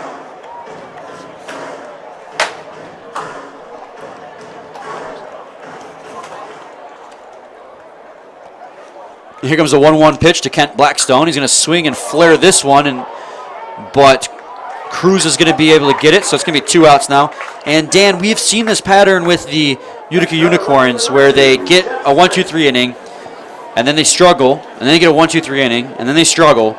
And so far, we're keeping pace, and this should be a 1-2-3 inning if they keep this pattern. Yeah, let me tell you, the Utica Unicorns have a strong bullpen, especially Dustin and from Nagum. They both are strong in their bullpen, but, Tom Constand, another one. As the first pitch to Jeff Smith is grounded, but it's going to be called foul as it hit his foot on its way to the third base. And, yeah, Brandon Nagum and Sean Gustin both pitched last time these 2 teams played, and they both pitched shutout relief appearances. We did not see Tom Constand in that game. He's only played in 1 game so far, but he has not given up a earned run and only 1 hit. And he did get a win. Yes, he did. And it is going to be 0-1 on Jeff Smith after he fouled that one off his foot. Fouled the ball off his foot. Definitely the Unicorns have a better bullpen than the Tigers. Am I right? It doesn't take much these days, as the 0-1 pitch is in and it's going to be high for a ball, 1-1. Although Shane Green, I have to say, has been pitching phenomenal for the Detroit Tigers. Definitely surprised me. He's got like a .68 ERA in the month of May. As he swings and misses on that one. 1-2 now on Jeff Smith. His last 2 times up, he grounded out and struck out.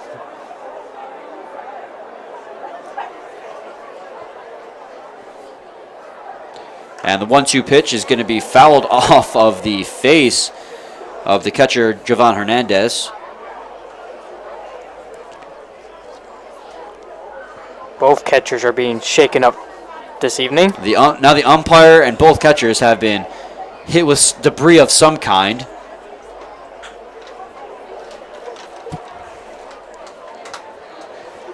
But Hernandez seems no worse for wear as he returns behind the plate.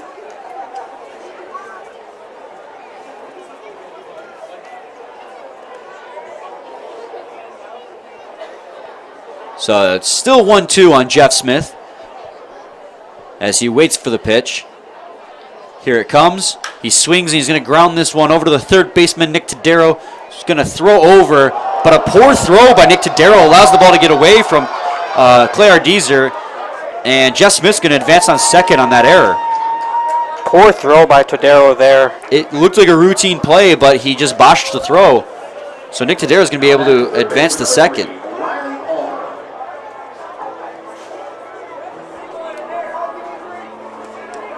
And that would be a single, an error on Tadero.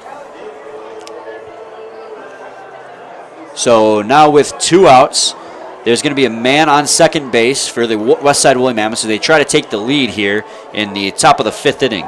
Originally, it was a single by Jeff Smith, but because of the pass ball, he was able to get the second.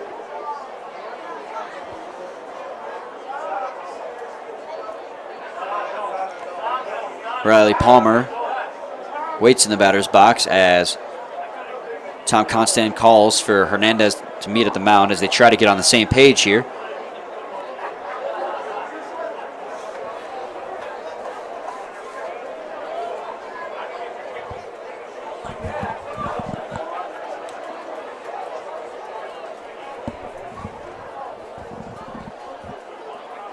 Here comes the first pitch to Riley Palmer. Swings and misses way early on that pitch.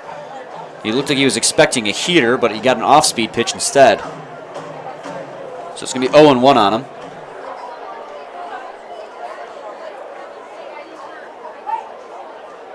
Here comes the 0-1 pitch. Swung on and missed, or actually it looks like he got a piece of it, but it'll still be a strike. So 0-2 on him.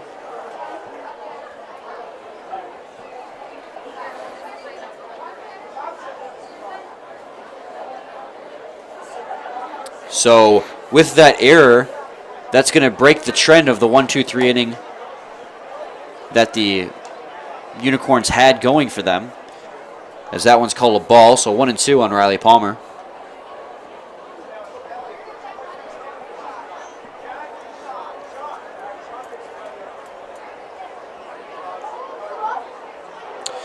As Riley Palmer calls for time. I don't know about you, Brian, but I'm smelling some sort of bonfire. Yeah, I smell it too. I think that's the grill down on the concourse, as that ball is going to be outside, 2-2. You gotta love summertime. It's definitely starting to feel like it. We've had a really chilly May overall. We had a couple days that were in the 80s, but it dropped down abruptly right after that. It really hasn't returned to form since. And today's about the warmest day I think we've had really all week, and it's about mid-upper 60s. As the 2-2 pitch comes in, and he kind of half swings at that, right back to the mound. And Constant tosses it over to Arbizer, and it's going to be out. So it's going to remain a 2-2 tie going to the bottom half of the 5th inning. Riley Palmer not able to bring Jeff Smith home from second. So due up for the Utica Unicorns in the bottom half of the 5th inning. It's going to be the 9th hitter, Jovan Hernandez, followed by Taylor Gelikowski and Nick Tadero. We'll be back shortly.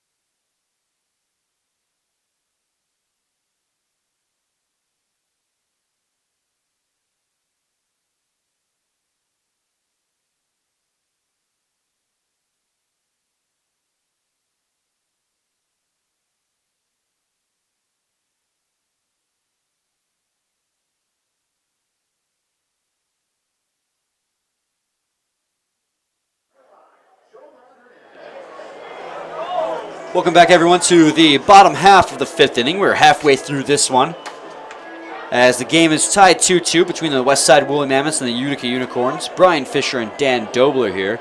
Stepping in for the Utica Unicorns is Jovan Hernandez. His first time up, he struck out looking. Holcomb's still at 54 pitches. which is impressive considering how much he struggled in the third inning. So it's going to be 0-1 on Javon Hernandez now.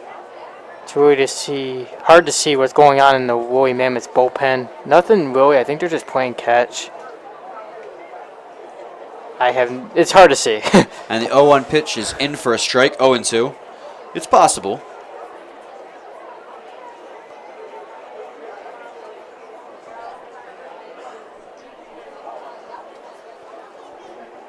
As the 0-2 pitch comes in and called a ball, 1-2.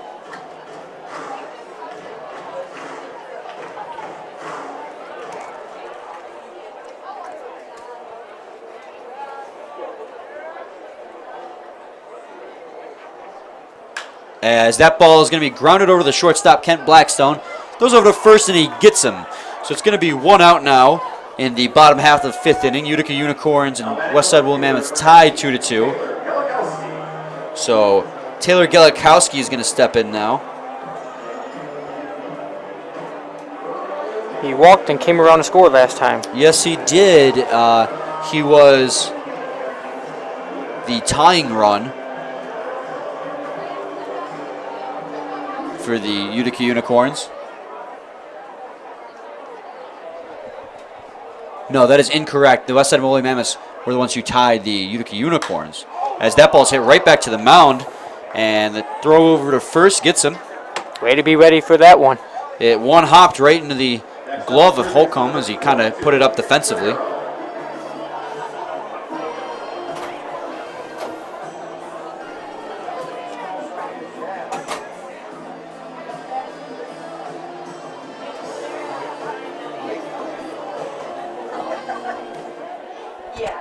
Computer. This is crowd.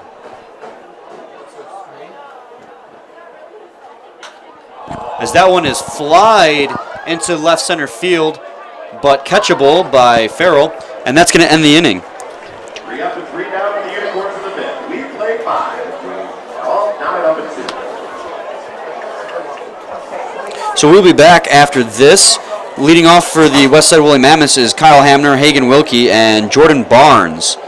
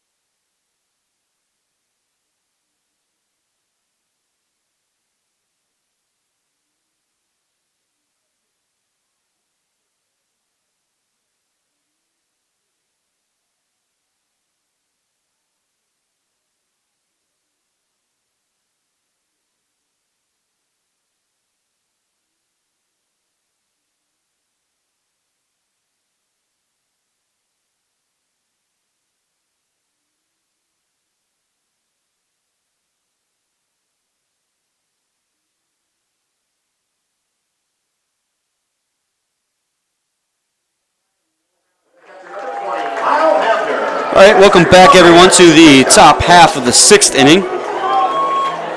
Due up now is Kyle Hamner for the Westside Woolly Mammoths. And the first pitch to him is going to be way outside. So, ball 1-0. Hamner's been on the base paths quite a bit this evening. Hit for a single to left field, back into second. And the second and had pitch to to walk in the him fourth. is going to be fouled. 1-1 on him. Yeah, like you said, Dan, he hit for a single, got to third, but nothing going his first time up. And then he walked his second time up and eventually came to score as that one's flared out into the right field, but Cruz makes a spectacular running grab. Had to come in full charge on that one. Made good contact, Kyle Hamner did, but just was not quite able to get there in time. Or, I'm sorry, was not able to get that one in.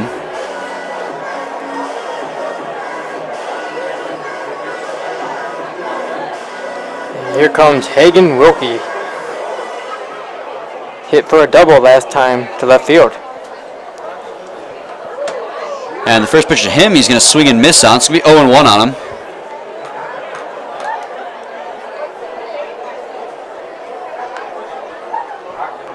Here comes the second pitch to him. Called a strike, 0-2.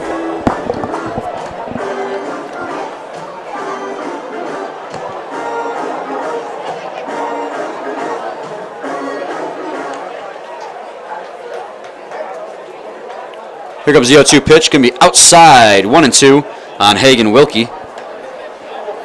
Hagen Wilkie hit for a double his last time up. Eventually came around to score.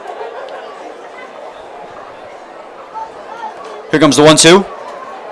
Swung and fouled it off the inside of his left ankle, and that one had to sting as he walks it off. It sure does. I mean, you would know better than I would. You actually played this. Yeah, it does. It is tough. But, you know, you're able to get back in the batter's box and shake it off. Well, you kind of have to. You got to toughen up a little bit. And here, the 1-2 pitch is swung on and missed, so it's going to strike out Hagen Wilkie. So Jordan Barnes will take the batter's box, reaching on an error his first time up, and then grounding out or popping up his next time.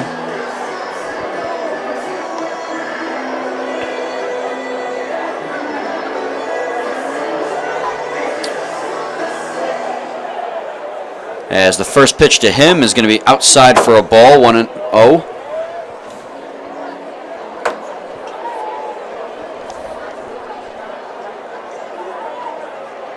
Here comes the 1-0. Swung on and fouled behind home plate, way up into the air, but safely out of play for Jordan Barnes. It's going to be 1-1. The fans seem to enjoy the sound effects. Yeah, you always get a few giggles when you hear the goofy scream or the homer. It's going to be 1-1 now on Jordan, or 2-1 now on Jordan Barnes. Here comes 2-1 pitch, and he's going to ground that one fair ball on the third base line, and he's going to round first base going for two as Galikowski just got to it over in the corner, and he's going to have a stand-up double.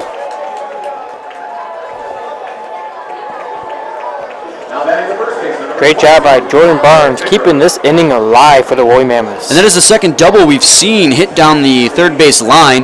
The first one hit by Tyler McVicker, which was the 2 RBIs that tied this ball game. So now there is a man in scoring position.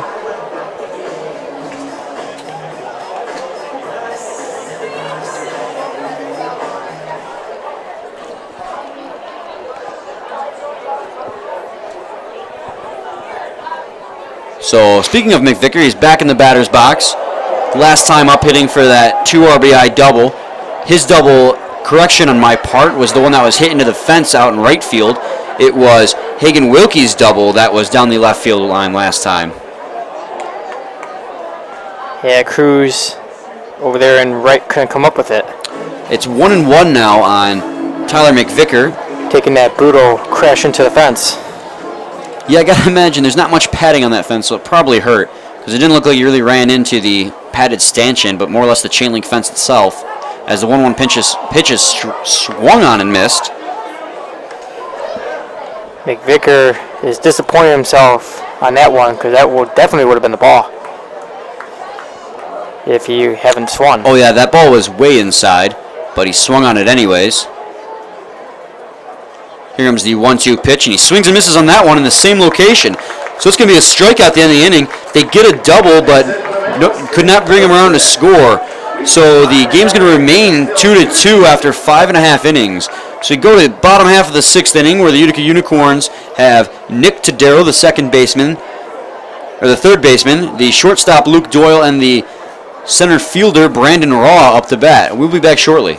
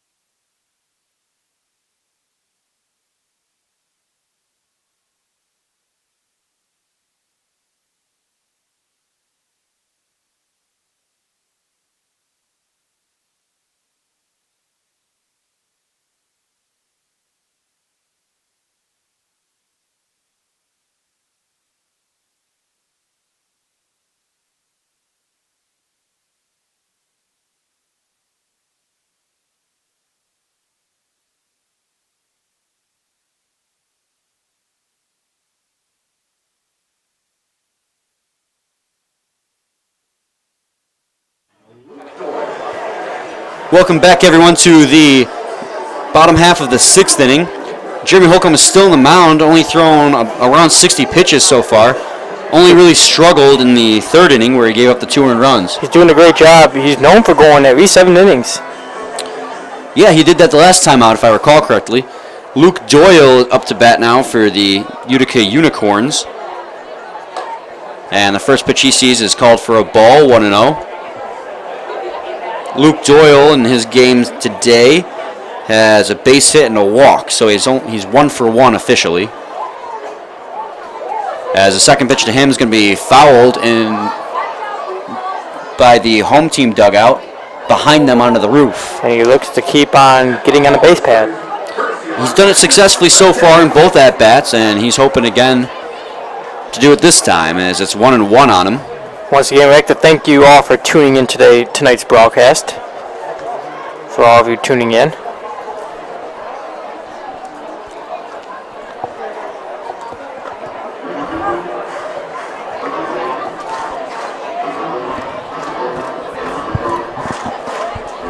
So it's 1-2 on Luke Doyle.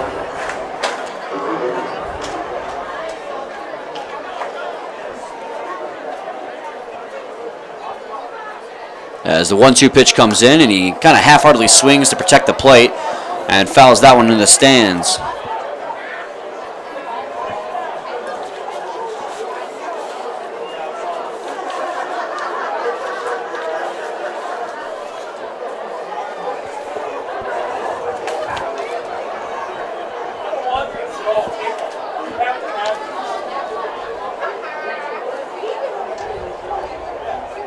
Here comes the 1-2 pitch. That's going to be inside for a ball, 2-2. Hamner definitely made sure he held it there for extra time. Yeah. He wanted to make sure the ump saw where it was located. And that's kind of what you're taught as a catcher. You gotta help your pitcher out and kind of make it look like it was in the strike zone as he swings and flings his bat. Watch out! Into the netting. Luckily, it was the netting, Brian. Yeah. That could have been deadly. Little bruises. It's going to stay 2-2. Yeah, that netting there is, it's a good thing they put it all around the stands. up until the dugout. I know those seats down in the suite level. Yeah, they have. It's interesting how they have the seats underneath the regular. They definitely got a scare there. Yeah, like Brad mentioned a couple weeks ago, how we pushed the dugouts more into the near the outfield rather than right next to the home plate, so we could have those extra seats and be even closer to the field of play. As a 2-2 comes in, and it's going to be called a ball. 3-2 now on Luke Doyle.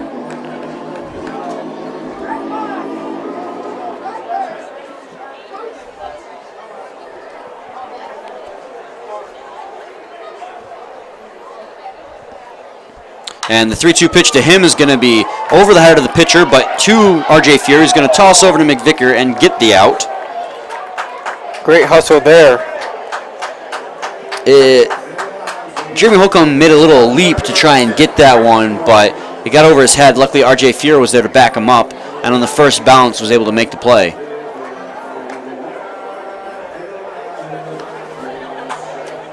So now Brandon Raw will step in. He has an RBI single today. And that was to left field. Yes, it was. It squeaked through the shortstop and the third baseman, Blackstone and Palmer, and was able to score Tyler Galikowski from second. It's 0-1 now on Raw.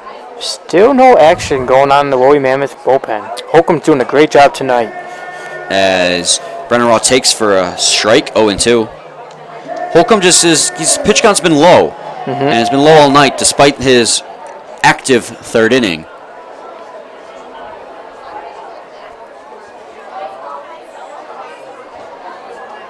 So here comes the 0-2 pitch, and he's going to foul this one behind home plate. It's going to stay 0-2.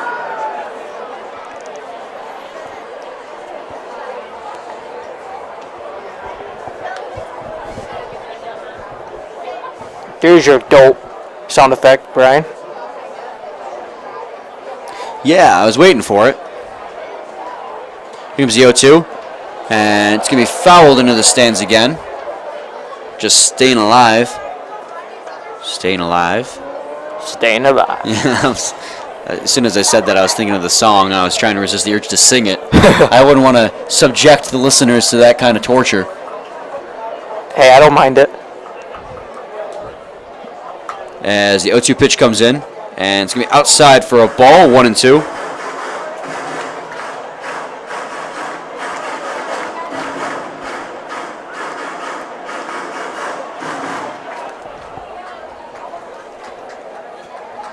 The umpire cleans home plate off. And while Holcomb asked for a new baseball.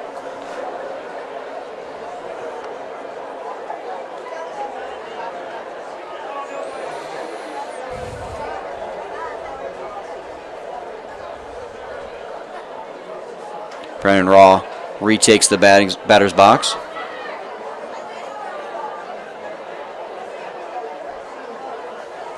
Here comes the 1-2 pitch. And it's going to be outside for a ball. Count is even now, 2-2.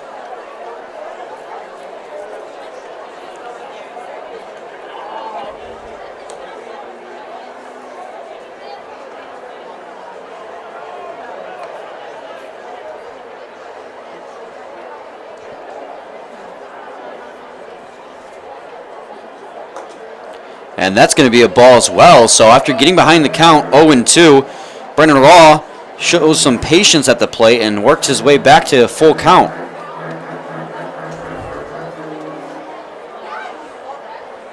Raw out of Dallas, Texas. Did his As college the 3-2 ball. pitch comes in and he grounds it over to the shortstop, Kent Blackstone, and throw over to first is in time. So it's going to be 2 outs. Sorry, Dan, didn't mean to catch you, You're all off good. ground there. I finished there.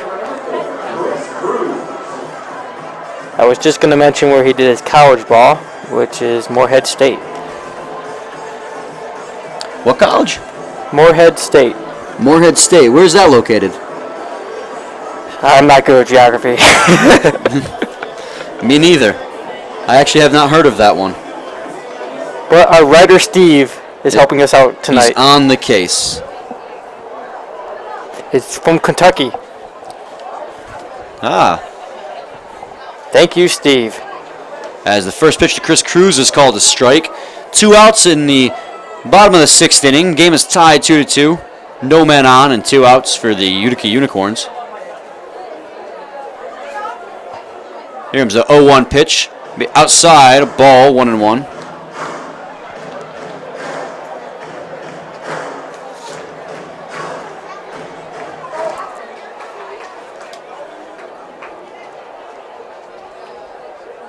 Here comes the 1-1 pitch. He's going to foul that one off the top of the helmet of Hamner, but he seems to be okay.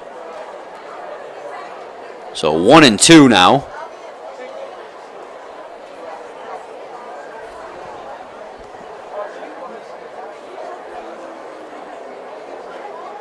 Now, Brian, if you're a catcher, what type of mask would you love to wear? Oh, I would go goalie helmet all the way. Same. Just because they're so much safer than the mask and the baseball helmet, as that ball is in, and it's going to be 1-2 now, or 2-2, correction.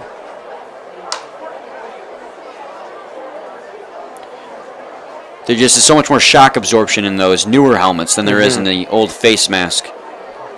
And we've seen, even in the MLB, a lot more of the catchers are converting to that style. As the 2-2 comes in, and he's going to fly this one to center field, but not that deep, as Farrell's able to go over and make the catch, and it's going to be a 1-2-3 inning for Jeremy Holcomb. So it's going to remain 2-2 going to the top of the 7th, where due up for the Westside Woolly Mammoths is going to be R.J. Fuhr, Jabba Farrell, and Kent Blackstone. We'll be back shortly.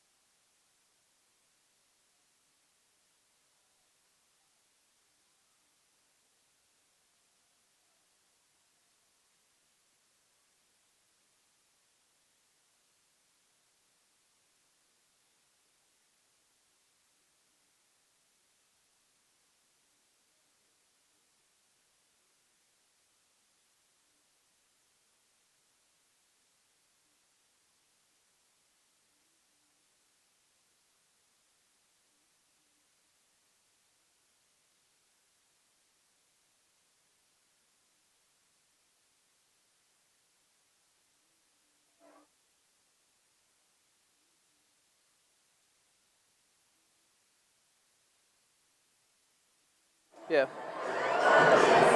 Welcome back, everyone, to the top half of the 7th inning. And we have a new pitcher now, as Tom Constan goes 2 innings pitched with 2 hits and no earned runs and 2 strikeouts. No walks either to speak of. So now Seth McWilliams will take the mound. He definitely did his part. Yeah, Tom Constan did his part out of the bullpen and kept this game tied. So, like I said, Seth McWilliams is in now, and he's got 0 ERA and only 1 hit and 3 innings pitched in relief. Seth McWilliams out of Rolla, Missouri. Did his college ball in Arkansas State. I know that one. There you go. I know that college. Same. At least where it's at. It's pretty obvious in the name. We didn't need Steve on that one. Steve gave me the thumbs up of approval. So we have confirmation that Arkansas State is indeed in Arkansas. As R.J. Fuhr steps in now. He's 0 for 2 today. As the first pitch to him is going to be a strike. R.J. Fuhr continues his struggles in the season. Still only has the 1 hit to speak of. But for many you don't know, Brian, you have this one. Who is he? He's the son of NHL Hall of Famer Grant Fuhr, There you go. multiple Stanley Cup winner and goaltender. And here's the 0-1 pitch. It's going to be in for a strike as well, so it'll be 0-2 as RJ Fuhr takes. Might as well mention that because the Stanley Cup Finals is upon us. Yes, the Nashville Predators, or Smashville as they like to call themselves, versus the Pittsburgh Penguins as they downed the Ottawa Senators in double overtime yesterday. It was a wonderful Game 7. It was not the outcome I was looking for, though. Yeah, I know. Same. I want Nashville to win it. As the 0-2 pitch is swung on and is grounded over to Nick Totaro, who throws over to Artizer and gets him. So it's going to be 1 out now in the top half of the 7th inning.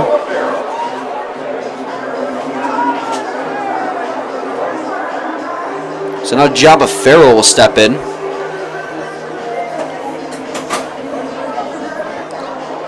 Who do you got in the finals? Obviously, I know. I think you should know. I just do not like Pittsburgh, so I'm going to root for Nashville all the way. Same. And Nashville has done a fantastic job of shutting down the star player on every single team they've played on. I mean, if you're able to sweep the Chicago Blackhawks, I think you have a good shot.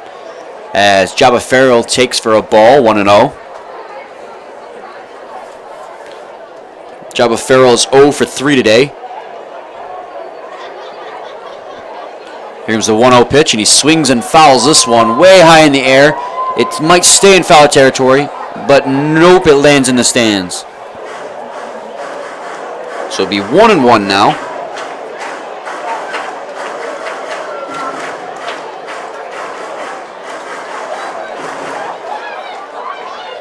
I can't wait for the fireworks after this game.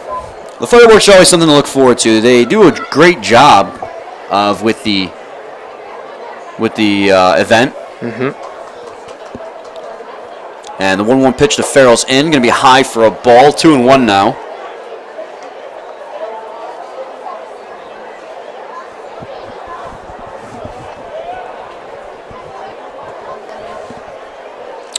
McWilliams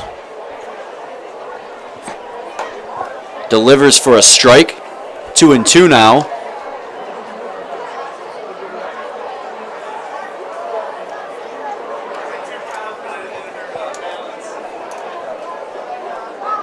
McWilliams decides on his pitch. Throws, and this one's fouled off by Jabba Farrell into the stands behind home plate. Interesting arm angle that Seth McWilliams throws from. Yeah, it is. It almost appears to be a sidearm. Something you don't really see that much. For a hitter, it's got to be a lot harder to hit off a sidearm than Yeah. a traditional overhand throw, as that one is swung on and missed. So it's going to be a strikeout now for Seth McWilliams. The second strikeout for Jabba Farrell, though. So now Kent Blackstone is going to come in, and he's 0 for 3 today as well. Brian, I used to pitch sidearm until I was told by the doctors to stop doing it. Well, I got to imagine it's got to be terrible for your shoulder and your elbow. It is.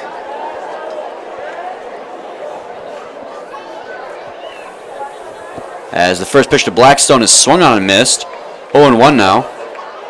But everyone's different.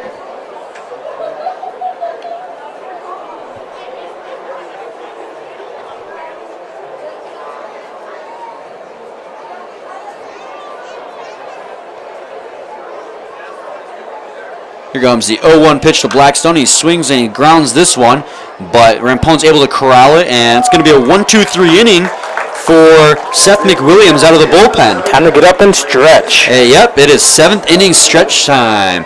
So it's time for Take Me Out to the Ball Game. Leading off for the Utica Unicorns, coming back from the break, is going to be Clay Artizer, Mike Rampone, and Nico Lalio, the man who hit the solo shot. We'll be back shortly.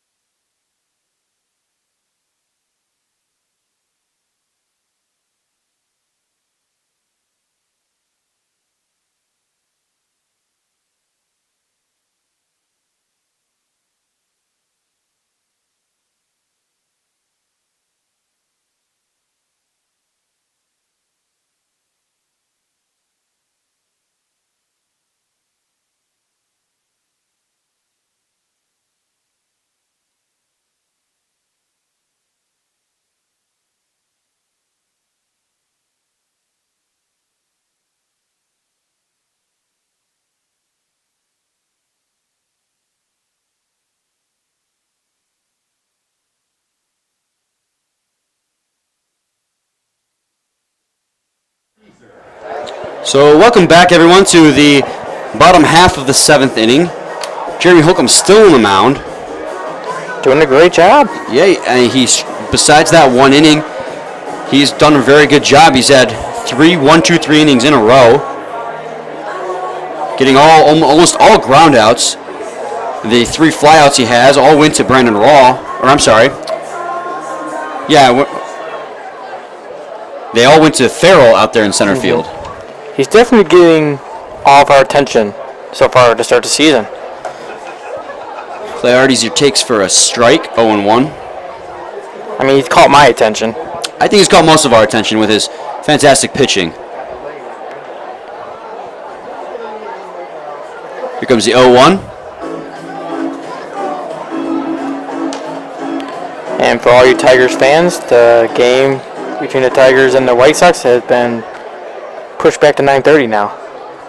As it's 1-1 on Clay Arteazer, and he flies this one to left field fairly deep as Smith has to go on the warning track, and that ball is gone, a home run. Wow, barely getting out of here. As Smith went for a long run, it looked like he might get to it, but that ball just went over the wall. That's going to be a solo shot for Clay Arteazer to give the Westside Woolly Mammoths the Utica Unicorns a 1-0 lead in the bottom half of the 7th inning. Way to go, Clay. $75 to the Altier Engineering Brightest Light Scholarship Fund. Now batting the second baseman number 20, Mike Rampone.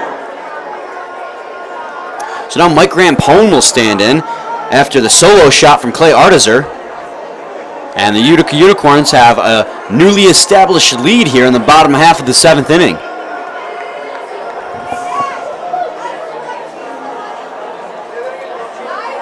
And you would think now the Woolly Mammoths will get someone up and going very soon. And the first pitch to Rampone is going to be called a strike. In their bullpen. And I do think I see somebody throwing out there. It's a righty. I have to use my handy dandy binoculars. Try to. And the second pitch in the at-bat is going to hit him. And Mike Rampone's going to take a base. So after getting 9 consecutive outs, Next up, the designated hitter, number 24, Nico. he gives up a solo shot and a hit by pitch.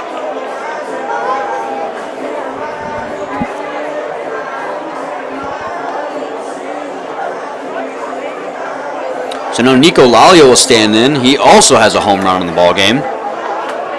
As there's going to be a meeting at the mound.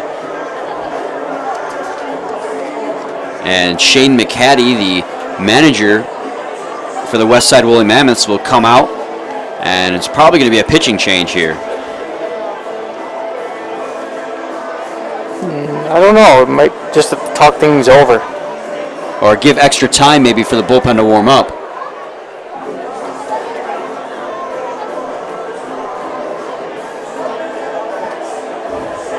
As the umpire makes his way out to the mound, not having any of that, he's going to break up the little meeting.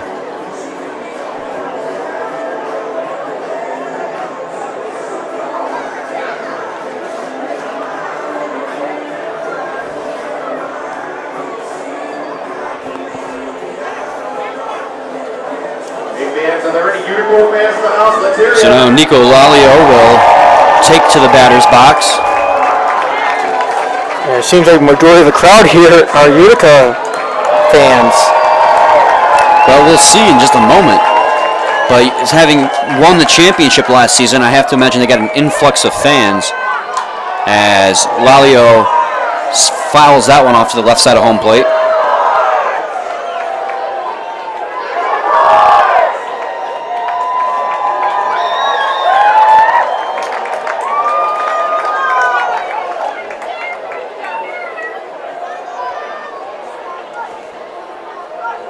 And the 0-1 pitch to Nico Lalio is going to be taken inside for a ball, 1-1.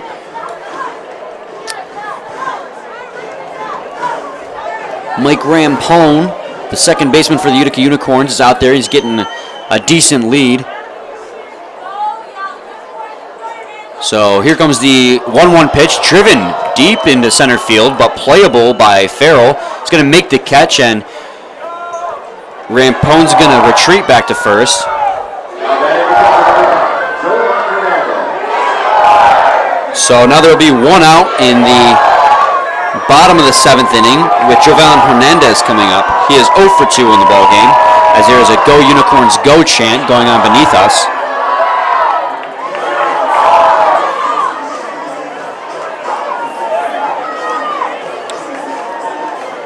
Bottom of the 7th inning, 3-2 Utica Unicorns lead with a man on first and one out, as Jovan Hernandez takes for a strike in his first pitch of the at-bat.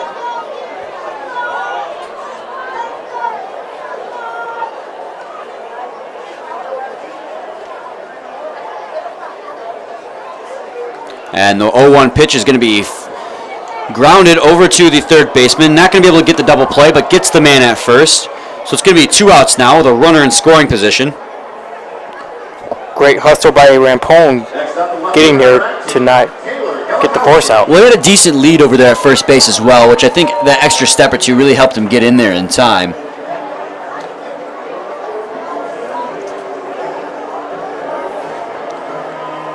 So now Taylor Gelikowski will step in with a runner in scoring position at second base and 2 outs with a chance to extend this Utica Unicorns lead.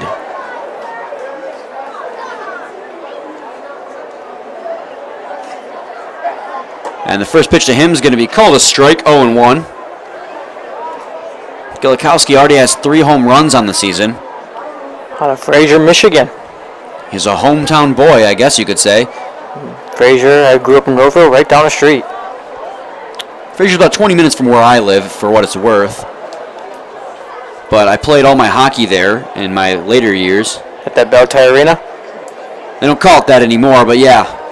Sorry about that. Great Lakes something it's called now? And now it's called Fraser Hockey Land. Oh, Fraser Hockey Land? Yeah, it's gone through a couple different name changes in their attempt to revitalize the rink as he takes inside on that one. It's going to get away from Hamner, but not far enough away to have Rampone test his arm. I think when I was a little bit younger, when I went to go see a couple hockey games there with my father, I used to call it Fraser Hockey Land, even though it was a different name probably back then. Well, maybe you were psychic, because now it is officially called Fraser Hockey Land. Wow. It is 1-1 on Taylor Gelikowski. What was I thinking? Maybe you should try and get in on that. Here comes the 1-1 pitch, and it's going to be outside for a ball, 2-1.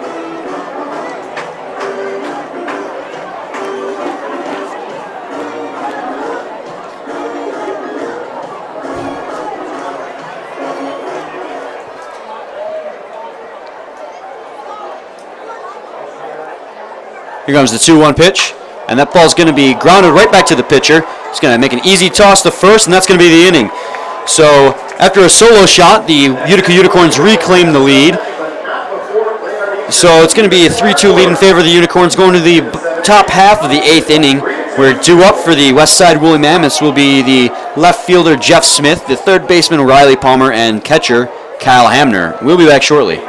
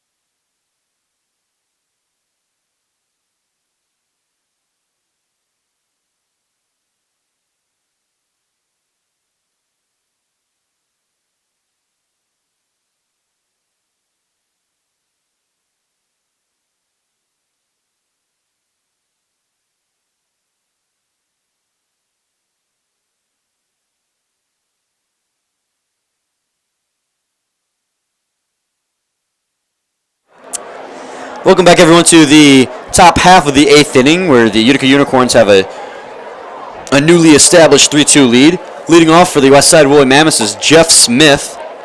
And just in case you all missed it, it was because of a home run. Yeah, Clay Artizer hit that ball down the left field line, and Barely going out. but it got out, and that's what counts, as Jeff Smith is now 1-1 on the count after taking a big rip at that last ball.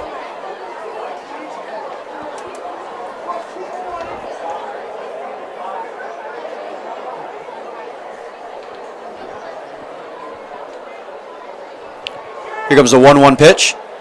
It's going to be high for a ball, 2-1.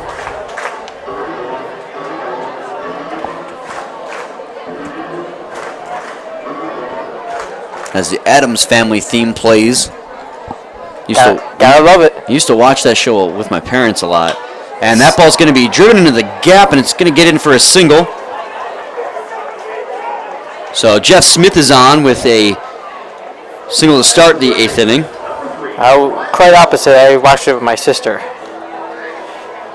Well, I think my sister counts as family, too. There you go. It's been one of those nights, too.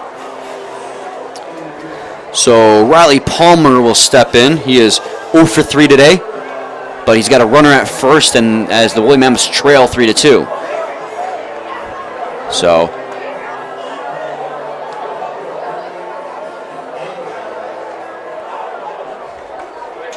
Walking up to the House of Rising Sun.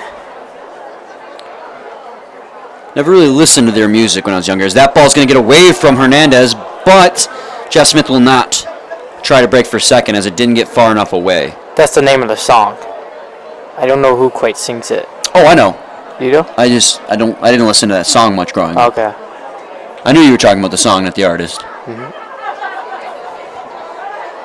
Growing up, all my car trips were dominated by country music, thanks to my father. I'm a country guy. My father is a classic rock guy, so that's how I know that song. As that ball is going to be, a ball, 2-0 now on Riley Palmer. I'm all around with music. I like most of it. I can get down with one or two artists from each genre. Country's been my favorite now, but I listen to anything. As Palmer waits on the 2-0 pitch. Here it comes, and he's going to swing and miss at that one, 2-1.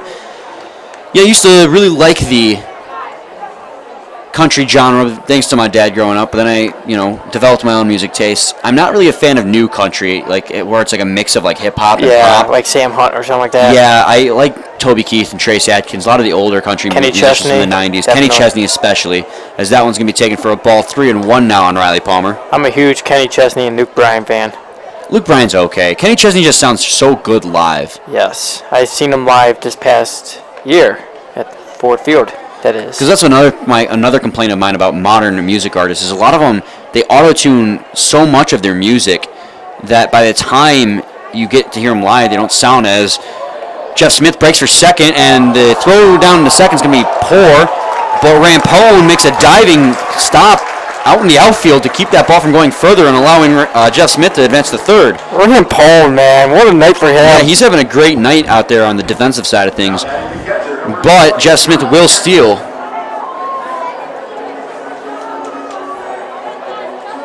As Riley Palmer strikes out.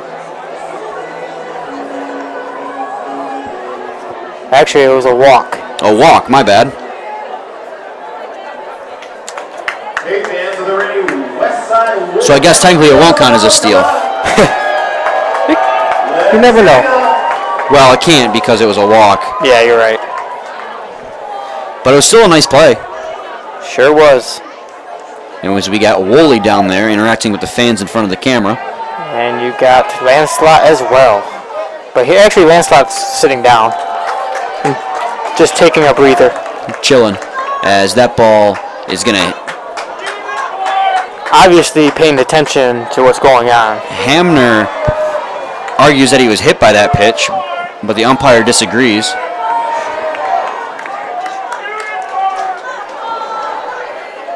So it'll be 0-1 on him.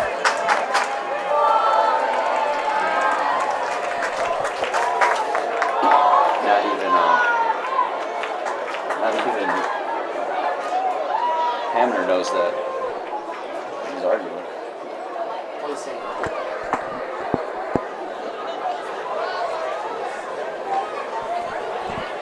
So after a quick little discussion between McCaddy and the umpire, they're going to agree to disagree, and it's going to be 0-1 on Kyle Hamner. Here's the 0-1 pitch. He's going to show bunt, but he's going to foul it off his bat, so 0-2. As the runners have to retreat back.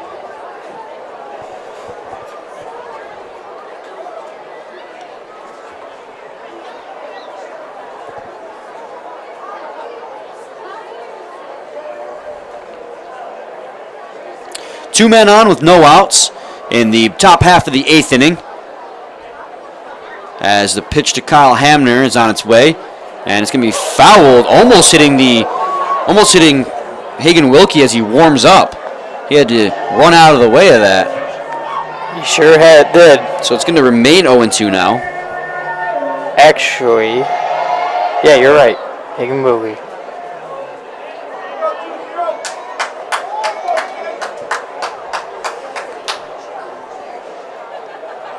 Here's the 0-2 count, and it's going to be fouled into the netting, so it's going to stay 0-2. Hamner staying alive, fouling off a few pitches after 2 unsuccessful bunt attempts.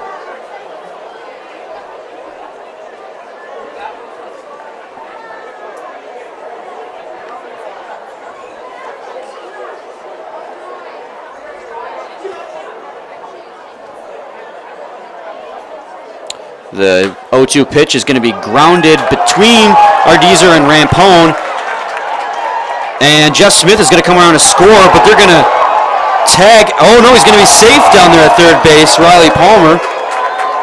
So this game is now tied 3-3 on a base hit single by Kyle Hamner. Now batting the designated hitter, number 10, Hagen Wilkie. That would be an RBI. So Hagen Wilkie, the man who almost got drilled by a foul pitch, will step in. And with the runner at first and third with no outs, he's got a chance to give the Westside Woolly Mammoths the lead here in the top half of the 8th inning. It's been a back and forth game.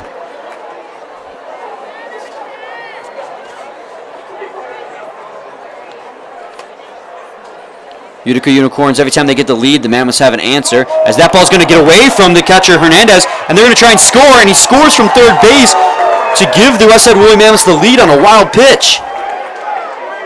So Riley Palmer scores on that wild pitch, and now the Mammoths have their first lead of the ball game.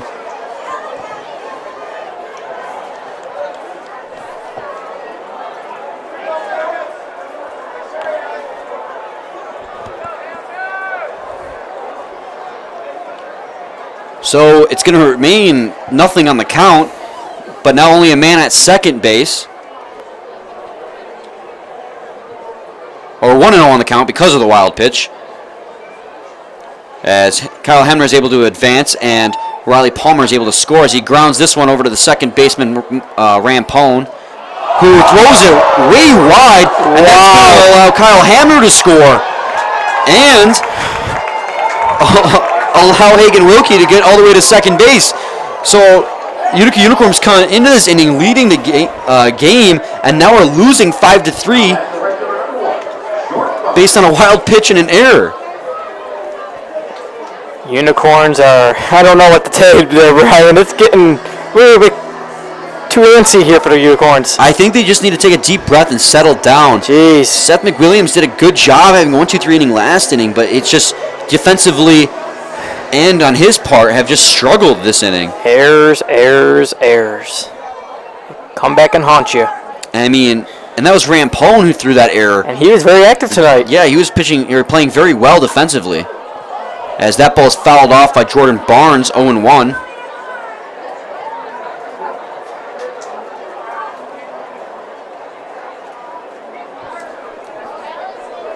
What happened?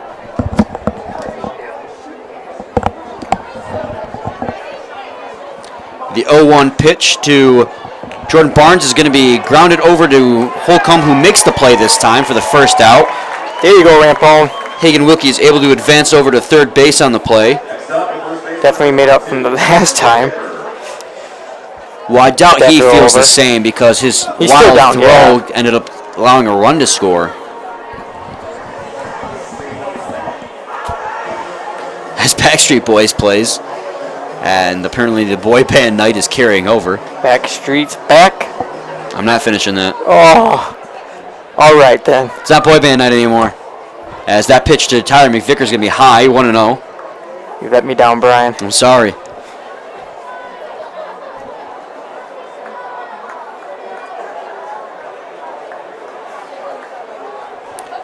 And it's going to be a strike, 1-1 on Tyler McVicker now. Only one out, a man at third base, and the Westside Woolly Mammoths have a 5-3 lead at the top of the 8th inning, taking on 3 runs. And the 1-1 is going to be outside, 2-1 now.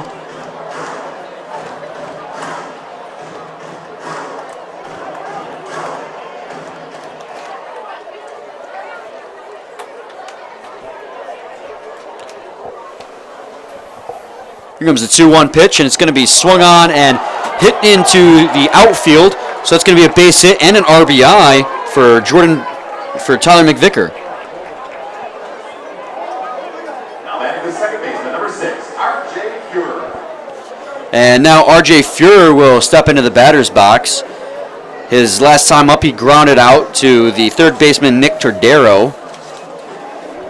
And it's a 6-3 lead in favor of the Westside Woolly Mammoths on that base hit RBI from Tyler McVicker.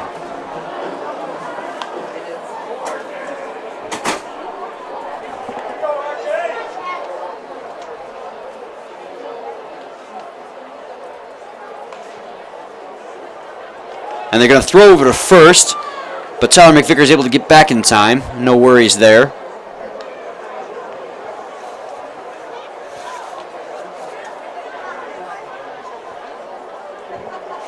Only one out with a man at first base for R.J. Fuhrer as he swings and he grounds this one over to Holcomb, who's going to throw out and then get Tyler McVicker into a pickle, and they're going to pull a double play in the most complicated way I've ever seen. Yeah, it was very bizarre there. I'm not sure how to score that one yet, but I'll make sure I tell you after this. But 4 runs scored for the Westside Woolly Mammoths in the top half of the 8th to take You can score that a 4-3-1. to make it a 6-3 lead for the Westside Woolly Mammoths. So coming up for the Utica Unicorns in the bottom half of the 8th as they try to respond to that explosive inning is going to be Nick Todero, Luke Doyle, and Brandon Raw. We'll be back shortly.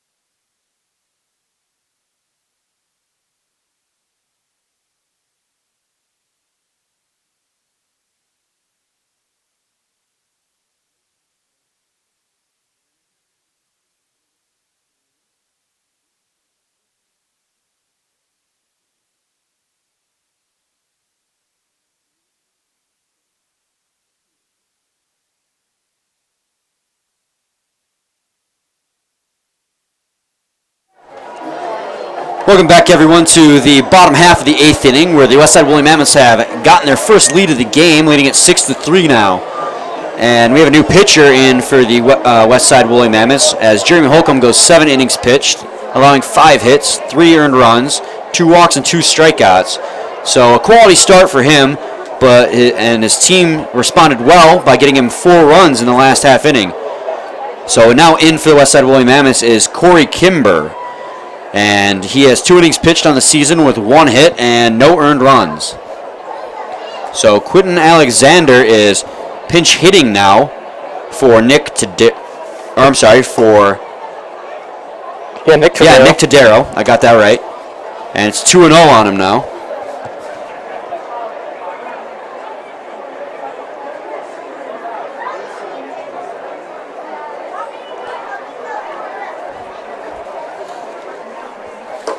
And he's going to take for a ball, 3-0.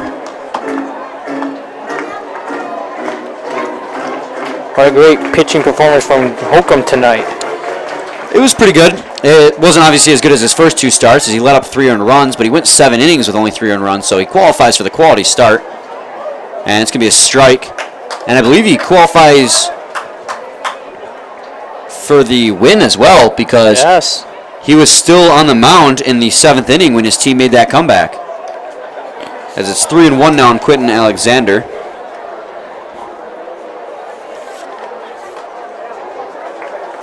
And that's going to be a walk. So Quentin Alexander comes in to pinch hit and has walked in his first at-bat. And if the Woolly Mammoths hang on here, there'll be 3 wins for Holcomb.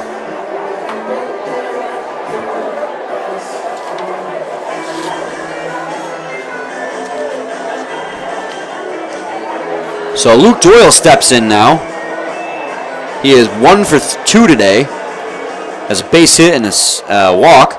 He's got a man on first and no outs here in the bottom of the 8th inning. And that pitch is going to be a ball, 1-0, as Hamner tried to frame it, but ump wasn't buying it. Corey Kimber, the brother of Eric Kimber. Eric Kimber plays for the Beavers. Corey, obviously known for his strength and the pitch. Known for his hard pitches. As we wait on the 1-0 here to Luke Doyle, and here it comes, and it's going to be outside, be 2-0, and there's going to be a quick meeting at the mound as Kimber, coming in for relief for Holcomb, has only thrown 1 strike in these 2 at-bats so far. Shaky to start. Well, his team's got a 3-run lead, so he's probably just trying to get him to calm down out there.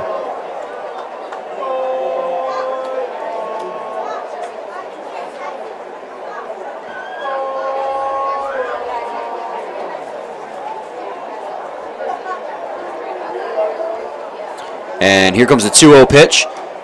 Way outside again, 3-0 now. And Kimber is having problems with his control.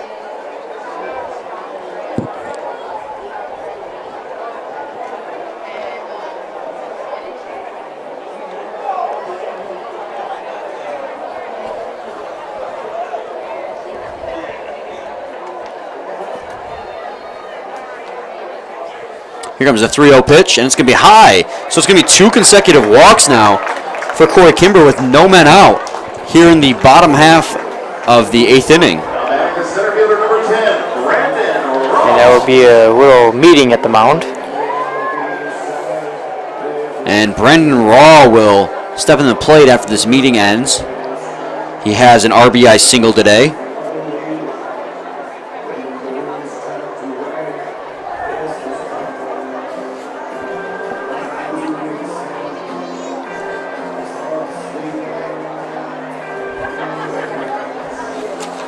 Appears Kimber will stay in the game.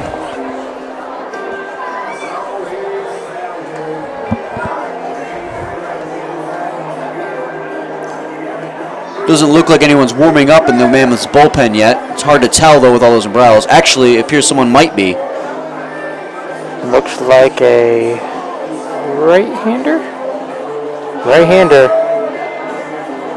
As Brennan Raw takes a couple more practice swings just to stay in motion as we wait for the first pitch to him.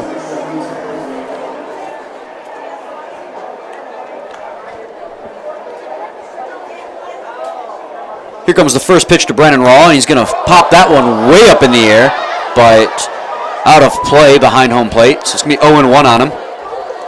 Just the second strike that Kimber has thrown in this half inning.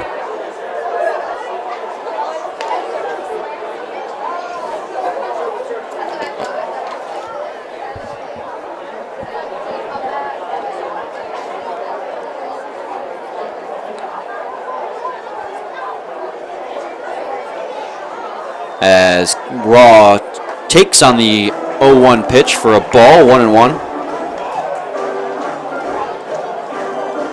Men on first and second with no outs. Both got on base due to walks. And the Utica Unicorns trail 6-3 here in the bottom of the 8th inning. Here comes the 1-1 pitch, going to be inside. 2-1 now. And most of the pitches that Kimber has delivered have been balls on the left side of the plate.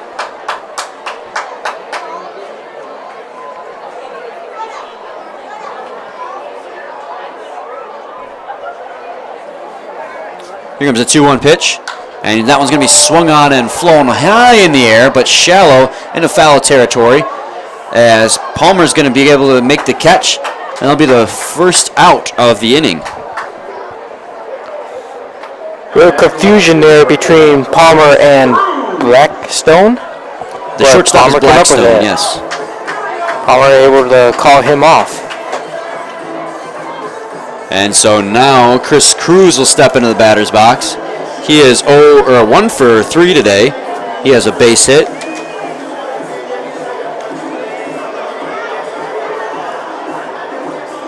Still men on first and second, as the Utica Unicorns look to mount a comeback here in the bottom half of the 8th.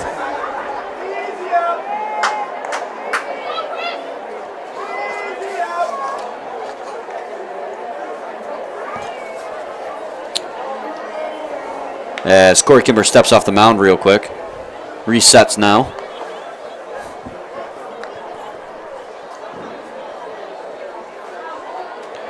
And the first pitch to him is going to be flown into left field pretty deep. But, Smith could not get to it. He made it try to make a diving catch.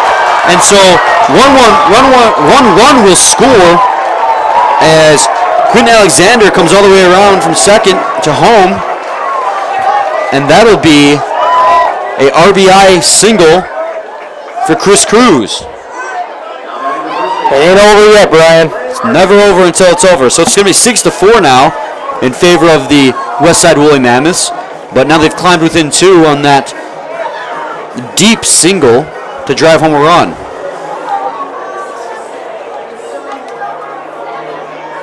Jeff Smith just so close there. Very close. Yeah, he was very close to making that catch. If he had started his run maybe one step sooner, I think he would have gotten there, but he attempted at the very end to dive and get it, and it looked at first like he had gotten it, but it popped out of his glove.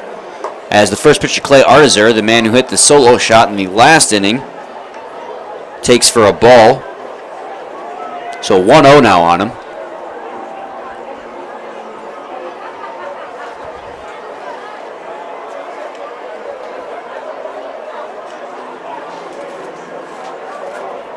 And the 1-0 pitch to Clay Artizer is going to be taken high. 2-0 on him now. As Corey Kimber continues to struggle here in relief of Jeremy Holcomb.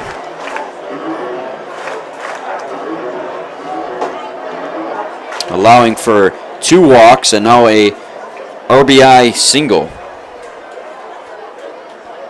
Here's the 2-0 pitch, and it's going to fouled right behind home plate into the netting. So 2-1 now on Clay Artizer.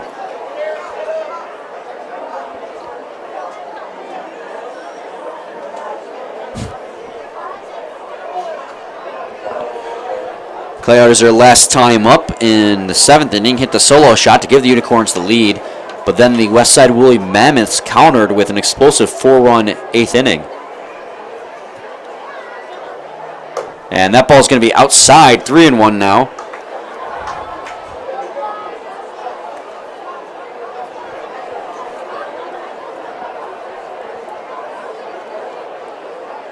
Things are starting to get interesting here in the bottom half of the 8th. Kimber just continues to struggle, Dan, with this control. Constantly throwing that ball outside to the left-handed batters and inside to the righties. As that ball is going to be outside, and he's going to have his 3rd walk of the inning. And I got to imagine, yikes, if I am Shane McCaddy, I can't leave this relief pitcher in for much longer. The bases are now loaded thanks to that walk. Great job by Hamner going out there just trying to talk to him, calm him down. As pitchers still getting loosened up in the bullpen. Well, they got to give him as much time as they need to warm up. You can't just throw a pitcher who's not fully warmed up out there because that won't help matters either.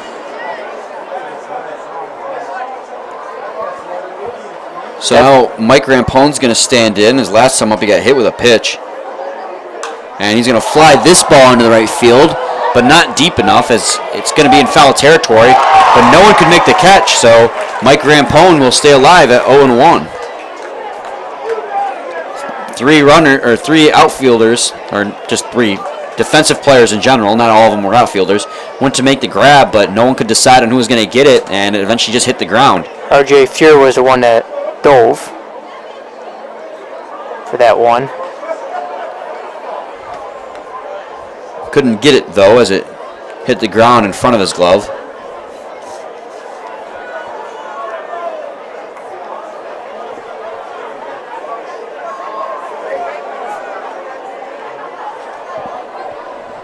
So it's 0-1 on Mike Rampone now, as he waits for the 0-1 pitch to arrive. Here it comes, and he's going to swing and fly this one to straightaway center field, but not deep, as RJ Fuhr is able to get it just slightly on the outfield grass, and that wasn't as deep as I thought it was when he initially hit it. So everyone will remain at their base, and now there's going to be 2 outs.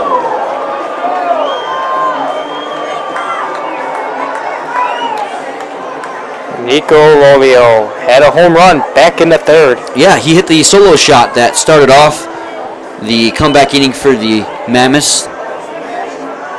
Or I'm sorry, I keep getting that confused. The Mammoths actually... I think they had the lead. Yes, they had the lead, and the Unicorns tied it up. Because I remember because the Mammoths got the lead in the top of the 2nd, or top of the 3rd, and then right after that, the Unicorns countered at the bottom of the 3rd.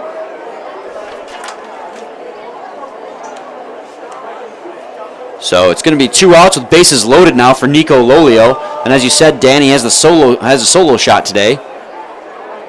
1 for 3. And the first pitch to him is going to be taken for a strike. 0-1.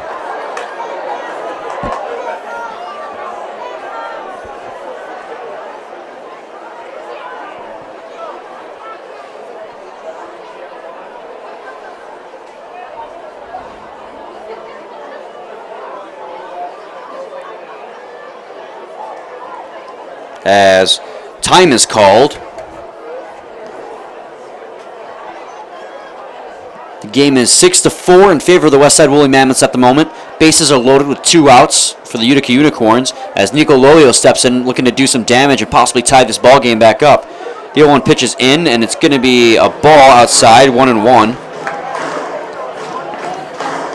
Nico Lolio could possibly tie the game with a good swing of the bat here. We'll have to wait and see, Brian.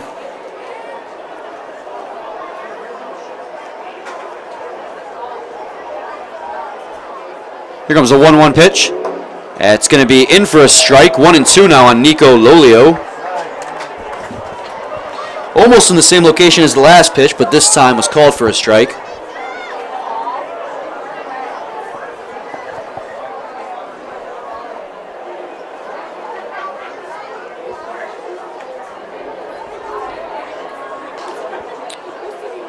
Here comes the 1-2 pitch. Swung on, but foul tipped behind home plate, so it'll stay at 1-2. The pitcher's way inside. Nico Lolio managing to stay alive on a poor swing.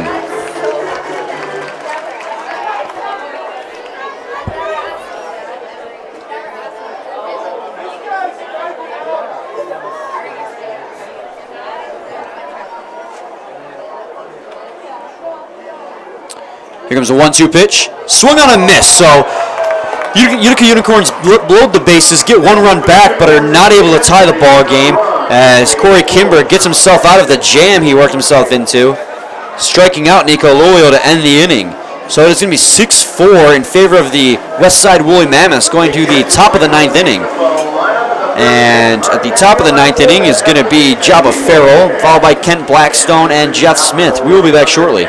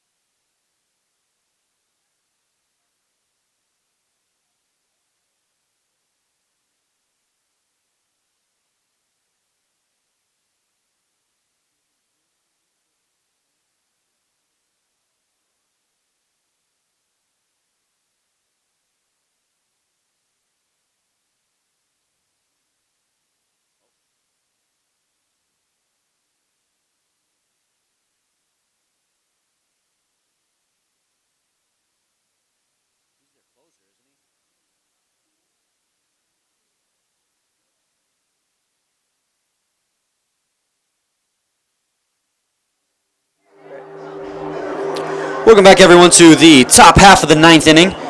The Westside Woolly Mammoths are up, leading the game 6-4. And Sean Guston is the new pitcher. And we talked about him earlier in the ball game. He's done a great job so far for the Unicorns coming in relief, pitching 4 shutout innings last time. Yes, he did a very good job last time out, and he continues to do a good job. And it's 1-0 now on Jabba Farrell, as that ball is going to be hit to the shortstop Doyle, and they're going to get him. So it's going to be 1 out in the top of the 9th inning. Hey fans, one extra birthday out there. Kaylin and Noah, happy birthday. Now batting the shortstop, number 9, Kent Blackstone. So Kent Blackstone will step in now. He's 0 for 4 on the ball game.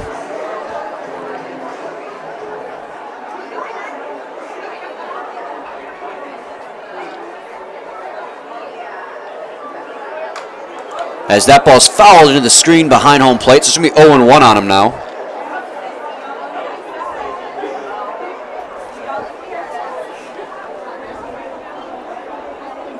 Sean Guston. As that ball's flown foul and into the stands near the bullpen. Sean Guston out of Stoneham, Massachusetts. So it'll be 0-2 now on Kent Blackstone. Another Massachusetts boy today, huh? Second one today. Yes, did his college ball at Holy Cross. And part of the Holy Cross connection now. and also Donnie Murray, who we've seen earlier in the ball game. Yep. was from there too. I think last time we saw Donnie Murray, he was coming in relief, so he got moved into the starting rotation. Good for him. And here comes the 0-2 pitch to Kent Blackstone, and that's going to be high for a ball, 1-2. But he's from Boston, Massachusetts. Seth McWilliams finishes his relief appearance with 3 hits across 2 innings and 4 runs, but only 3 of them earned. Actually, I think 2 of them were earned. Let me correct that, because the last 2 came after that error, as that ball's hit into foul territory and catchable by the first baseman Artizer, and that's going to be 2 outs now for the Utica Unicorns in the top half of the 9th inning. That ball must have been hit way up there because it took a while. Artizer was there before the ball was, and he kind of just waited for it to come down. No strikeouts to speak of for Seth McWilliams on his relief appearance. Only 1 walk. But then gave up several runs.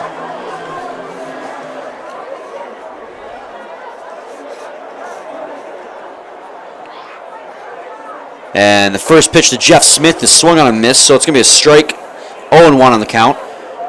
If this game unfolds as it most commonly would with a Westside Woolly Mammoths win, Jeff Holcomb would be in line for the win, because he went 7 innings, and at the bottom, or at the top half is when they got him 4 runs. You never know what can happen, though. So here comes a 1-1 pitch to Jeff Smith, and that's going to be outside and low for a ball, 2-1 on him now.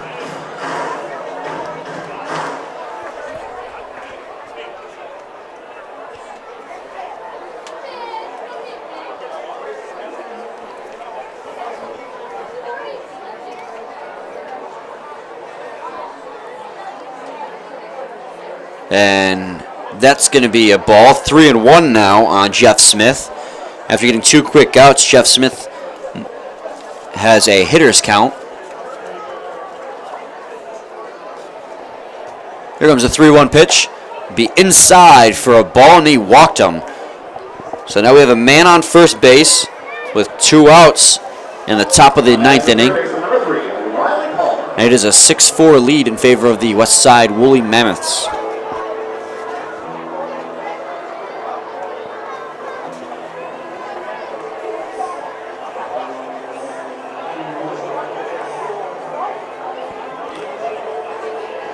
Palmer flew out and grounded out a couple times in this ball game, but was able to be on base with a walk. Yes, he is 0 for 3, but reached on a walk. And stole second as well. And the first pitch to Palmer is a ball, 1-0.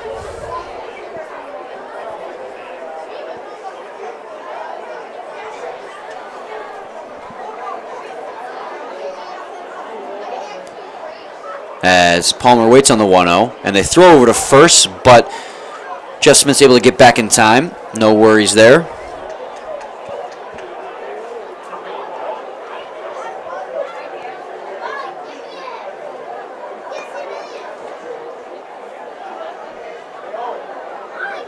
Here comes the 1-0 pitch, and he swings and fouls that one into the stands behind home plate. So it's going to be 1-1 on Riley Palmer.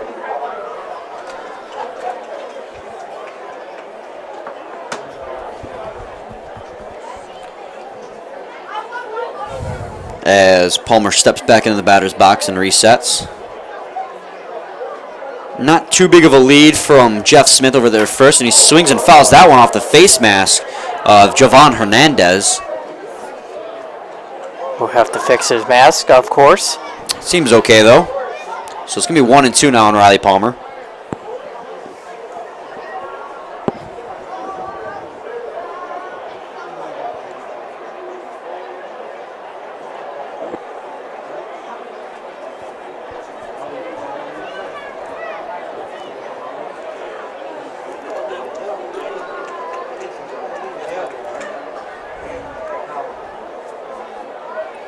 As Palmer waits on the 1-2 pitch, and it's delivered, and it's going to be high and outside for a ball. Count is even at 2-2 now.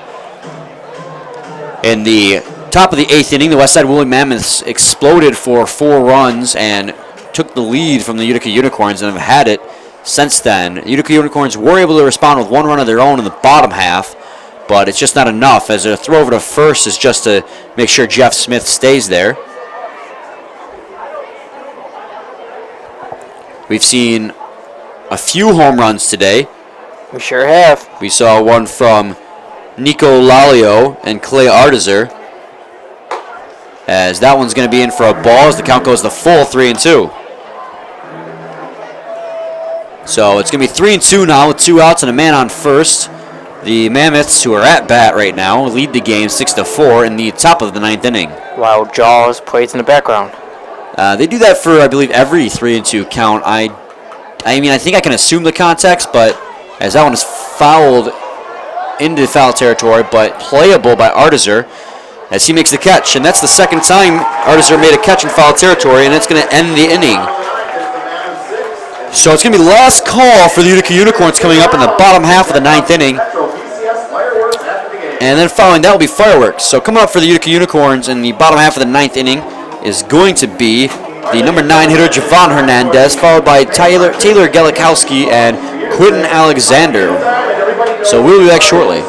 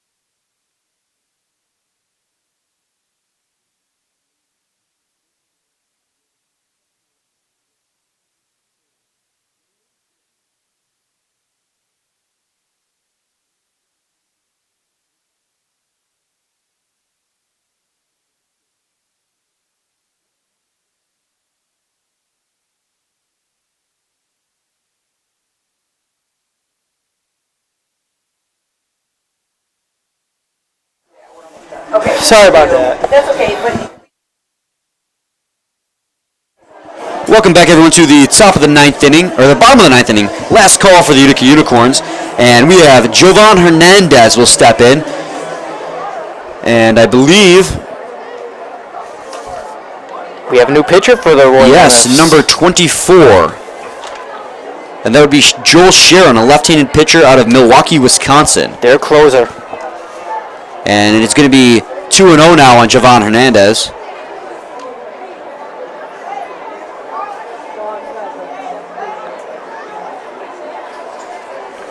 So the Utica Unicorns trail by 2 runs here in the bottom half of the 9th inning. Jovan Hernandez is in with a 2-0 count. Here comes the 2-0 pitch, and it's going to be outside, 3-0 on Jovan Hernandez. And it seems like it's really been, it seems like a lot of the pitchers are just struggling today. Yes, they have. But, of course, As that'll be in there for a ball, and it'll be a 4-pitch walk. As Corey Kimber struggled last inning, having 3 walks. well, I was going to finish my sentence there. Jeremy Holcomb's been outstanding for Roy Mammoths. Great job by him tonight. He is the sole pitcher that has pitched well today, in my opinion. He did give up 3 earned runs, but he went 7 innings and only had 5 hits. And if the Woolly Mammoths hang on here, he's up for a win.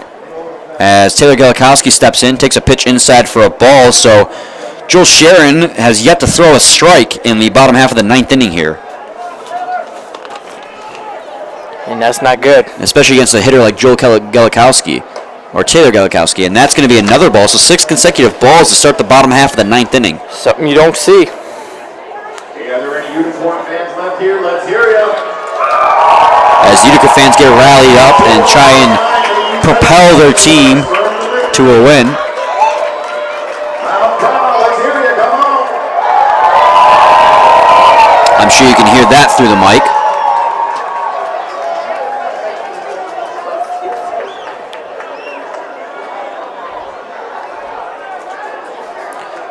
As Taylor Galikowski calls time after a short meeting, so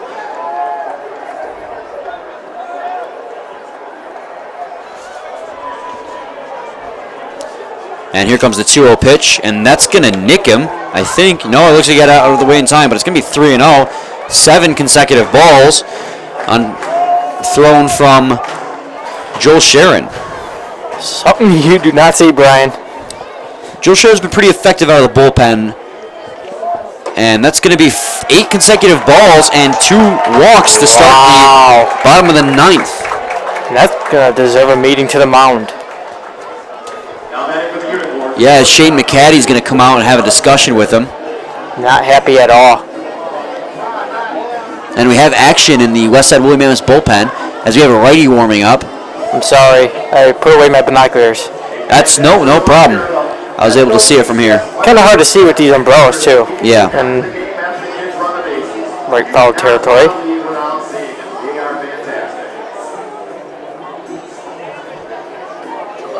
The Unicorns got something cooking here in the bottom of the 9th. Yeah, Utica Unicorns down 2 runs are got 2 men on, 1 at first, 1 at second with no outs based on 2 back-to-back walks. So now Quentin Alexander is going to stand in.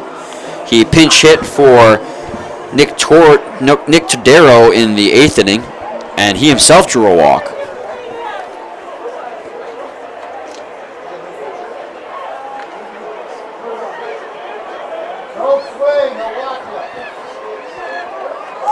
And here comes the first pitch. He shows bunt and pulls it back.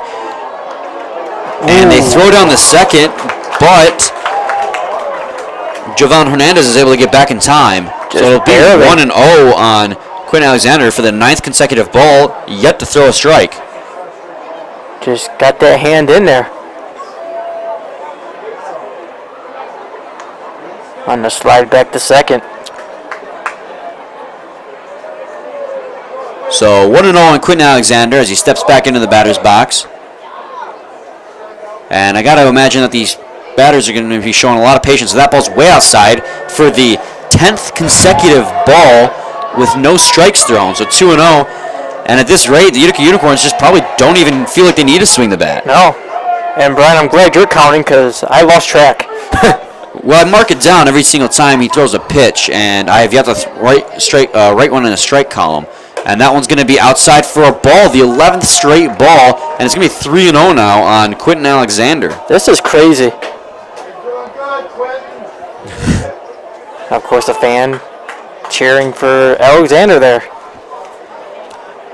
It's pretty easy to have a good at-bat when no one's throwing you a strike, and that's the 12th straight walk. And we have bases loaded on nothing but walks and no strikes thrown in the bottom of the 9th inning with the Unicorns down by 2 runs. And it's going to get another visit from Shane McCaddy. Obviously, he might be done. I think he's done. I don't think you can have him still on the mound when he can't even throw a strike. I did not see him signal over the bullpen. But, yeah, there's going to be a new pitcher. There's going to be a pitching change. So 12 consecutive balls with no strikes, loads the bases on walks, with the Unicorns losing 6-4, but a chance to walk off in the bottom of the 9th inning. So let's get a name for this pitcher soon. Joel Sharon's going to finish his outing with no innings pitched, 0 hits, 0 runs as of yet. but 3 walks and no strikeouts. It would be Travis McQueen coming in for the Roy Mammoths. Travis McQueen, who has a 7.36 ERA and 3 2/3 innings pitched. So whether or not this is an upgrade has remained to be seen. Hey fans, just to let you know, as sure as the sun rises east, so End it over, Brian. It is down over. This is an exciting end of the game. I would be happy either way as long as it doesn't end in 2 runs scored,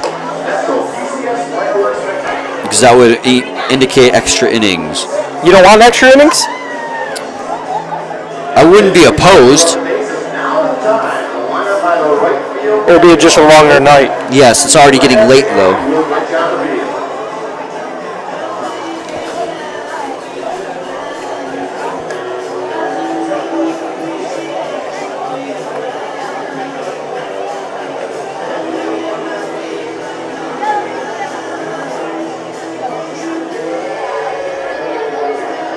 So coming in relief for Jeremy Holcomb has been not stellar, but Corey Kimber comes in with 1 inning and he gives up an earned run and 3 walks. Does strike out 1 though, and then Joel Sharon doesn't even get an out and loads the bases on walks. So Luke Doyle will step in with a chance to really walk off, and if he gets a really good hit on it, because the winning run is at first base in Yes, it is. Quinn Alexander, and Quinn Alexander is fast. He sure is. So if this is a double, Quinn Alexander might be able to score and win the game. Luke Doyle is 1 for 2 today, drawing 2 walks and has a single. So things are really exciting here in the bottom half of the 9th inning, as Travis McQueen looks to make his first pitch of the ball game. And here it is, and he's going to swing and miss at that one. What a powerful swing there by Doyle. Yes, it looks like he was swinging for the fences. He wants to play hero here, so it'll be 0-1, the first strike of the inning after 12 consecutive balls. And he has a chance to.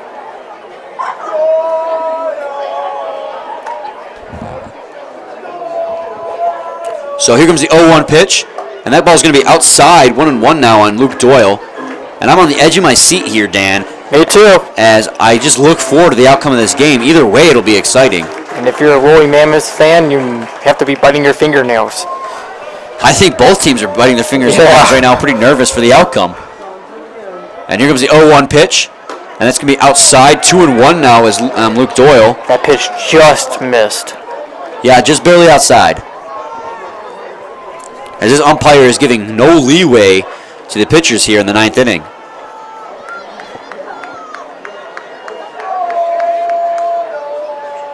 Here comes the 2-1 pitch. That's going to be outside, a ball 3-1. And the Unicorns threaten to walk home a run right now, as the Mammoths just cannot get control of their pitching. And the crowd starts to cheer. Yeah, the Unicorn fans are being loud, and as they should, with this chance to walk off. Here comes a 3-1 pitch. It's going to swung on and miss, so the count's going to go to full 3-2. Another powerful swing by Doyle. Mammoths lead the game 6-4. Bottom of the 9th inning, no man out. Bases are loaded with a full count on Luke Doyle, who has a .370 batting average coming into the game today. So if anyone can get it done, it's Luke Doyle. You kind of live for moments like this. And the pitch comes in and he swings and misses. Wow. So after 12 consecutive balls, Travis McQueen comes in and strikes out Luke Doyle for the first out of the inning. That was a beautiful pitch by McQueen. Yes, it was. Brandon Rawl will come in today. He is an RBI single. He's 1 for 4 though. And bases are still loaded, but now there is 1 out, and the Unicorns try to walk off here, trailing 6-4.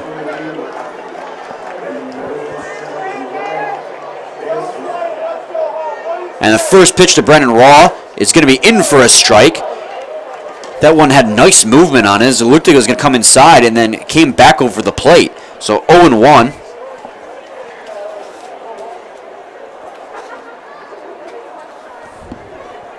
Here comes the 0-1 pitch, and he's going to foul this one into the stands. So it's going to be 0-2, the first 0-2 count of the inning. Did you just say first 0-2? First 0-2 count of this inning. Wow. Yes, that's how crazy this inning's been. For those who are just tuning in.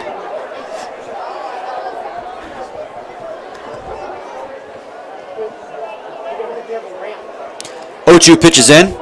It's going to be outside for a ball. 1-2 now on Brandon Raw. Another close pitch there. McQueen likes to pin that corner.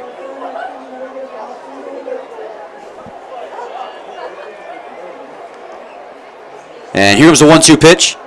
And swung on. He's going to fly that one to left field, but it's not going to be that deep. And Smith is able to make the catch. And they're not going to try and test the arm of Jeff Smith out there in left field. And everyone's going to stay still. So after Joel Sharon loads the bases on nothing but walks, Travis McQueen comes in and gets a strikeout and a flyout. So with the bases loaded and no outs, now the Westside Woolly Mammoths have a chance to get out of the game with no damage done and win the game 6-4. It's all up to Cruz. So 2 outs, bases are loaded, 6-4 lead for the Mammoths. So the Unicorns are trailing, and Chris Cruz, who is 2 for 4 today and with an RBI single, has a chance to play hero. Here comes the first pitch. It's going to be outside, 1-0. The question is, can Cruz cruise all these runs in? But tis, Dan. But tis.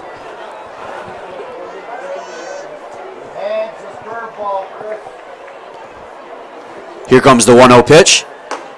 It's going to be outside again, 2-0 now on Chris Cruz.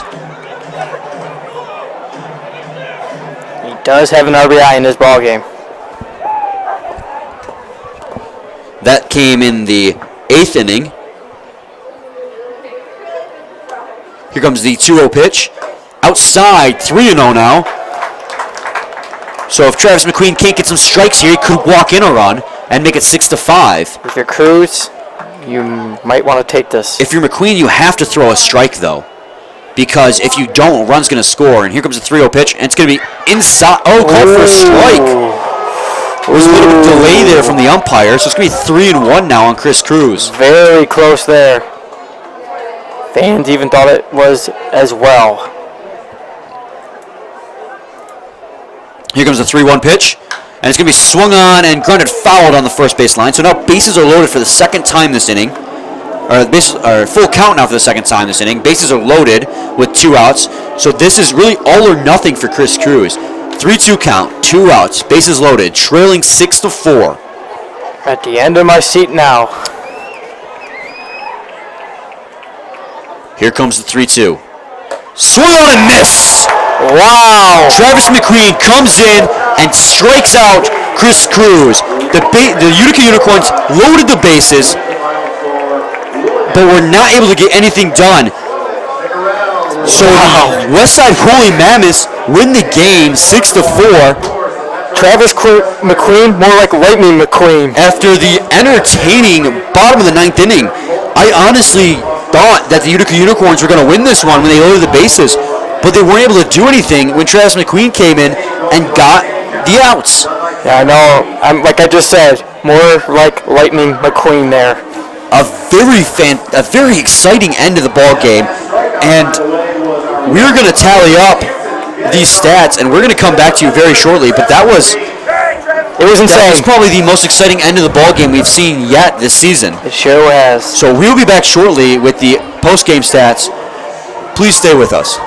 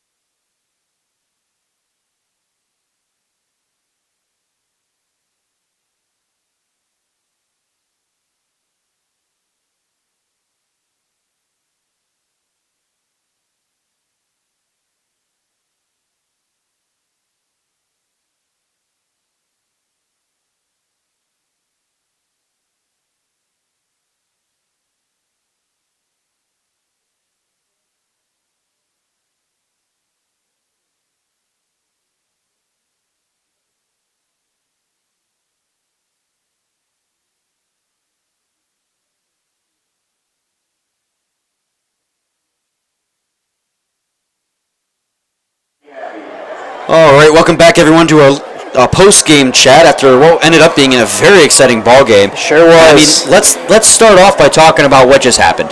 I mean, we can't really ignore it. No, you can't. You had Preston come in, throw 12 consecutive balls. Joel Sharon came. Joe Sharon, sorry. And then comes Travis McQueen, like I like to say, Lightning McQueen, and leaves the bases loaded and gets out of it for the Woolly Mammoths. Yeah. Joel Sharon, like you said, came in, threw 12 consecutive balls to load the bases on nothing but walks. Travis McQueen comes in, and he got the job done, but he didn't necessarily have a fantastic outing either. He struck out 2 of them swinging, but the accounts got high every time. Yes, they did. But he got the job done. He struck out 2 of them, and he flew out Brennan Raw to left. So, I mean, you can't really write it. Either way, this game was going to end. It was going to end spectacularly. Either the Unicorns were going to pull a comeback and end up winning it, or they were going to somehow make the save, which they did. You never know what could happen in that type of situation, and you know what? It had us at the edge of our seats. That is. So Travis McQueen gets the save, McWilliams gets the loss, and Jeremy Holcomb should get the win. It has not been officially announced, but he should be. Yes. Home runs were hit today by Nico Lalio and Clay Artiser. And Jeremy Holcomb had a pretty good outing. 7 innings pitched with 3 earned runs and 2 strikeouts. He gave up 2 solo shots, though, were 2 of his earned runs, but a quality start from him. But otherwise, pitching was kind of, lackluster. It wasn't. It was kind of a duel, that is. A little bit in the beginning. Donnie Murray didn't really pitch that well. He only went 4 innings and gave up 2 earned runs. Tom Constant, on the other hand, was about the only good relief pitcher to come in today. He went 2 innings and only gave up 2 hits and no walks and no earned runs. Offensively speaking, it's got to go to Clay Artiser. Yeah. He went 1 for 3 with a solo shot and a walk. Yeah, he did good tonight. But Nico Lalio also had a home run tonight, but he went 1 for 4 instead. I mean, who would you give the player of the game there? I would have to give it. Are we talking offensively or just overall player of the game? Overall. Jeremy Holcomb, I think. Or maybe. You know what? I'm going to redact that. I'm going to say Travis McQueen for getting them out of that jam at the 9th inning. It's got to be McQueen because you can't. He came in a high-pressure situation with bases loaded and no outs, and he was able to go 1, 2, 3 and get them all out. You know his nerves was very high there. Like, it's got to go to Travis McQueen in this situation. I mean, everybody's blood pressure probably would be up there after that inning. And so this game ends, and the Westside Woolly Mammoths beat the Utica Unicorns 6-4. The Unicorns fall even to 4-4 on the season, while the Mammoths improved to 4-5. And Dan, what's up next for tomorrow? Well, we have another good matchup. The Utica Unicorns will be back in action after the tough loss tonight. They will go up against the Diamond Hoppers. The Eastside Diamond Hoppers, the first place team in the league. They've been hot. That game will be played at 7:05. And then, of course, promotional night, Van Halen. I love Van Halen. Yes. And then you have for Sunday's game, you have the Woolly Mammoths back in action against the Birmingham Beavers at 1:35. And then once again on Monday, Memorial Day, you have the Eastside Diamond Hoppers against the Unicorns. So it's going to be a great weekend ahead. I look forward to it, especially Van Halen tomorrow. Oh, yeah. And then I guess, Sunday, they have... If the storm holds out. Yes, they have a helicopter candy drop for the kids. And then, of course, on Monday, if you come out to the ballpark, you get a Star-Spangled hat for Memorial Day. So look forward to that. It's going to be, tomorrow's, like you said, the Unicorns versus the Hoppers. So it's going to be a very exciting weekend here. I don't know if it's going to be tough to top the ending to today's ball game. Oh, yeah. Indeed. But from Jimmy John's Field, I'm Brian Fisher with Dan Dobler. Thank you very much for tuning in today. And as the fireworks are about to happen. Yep, as the fireworks are about to happen, we'll see you guys tomorrow. Thank you.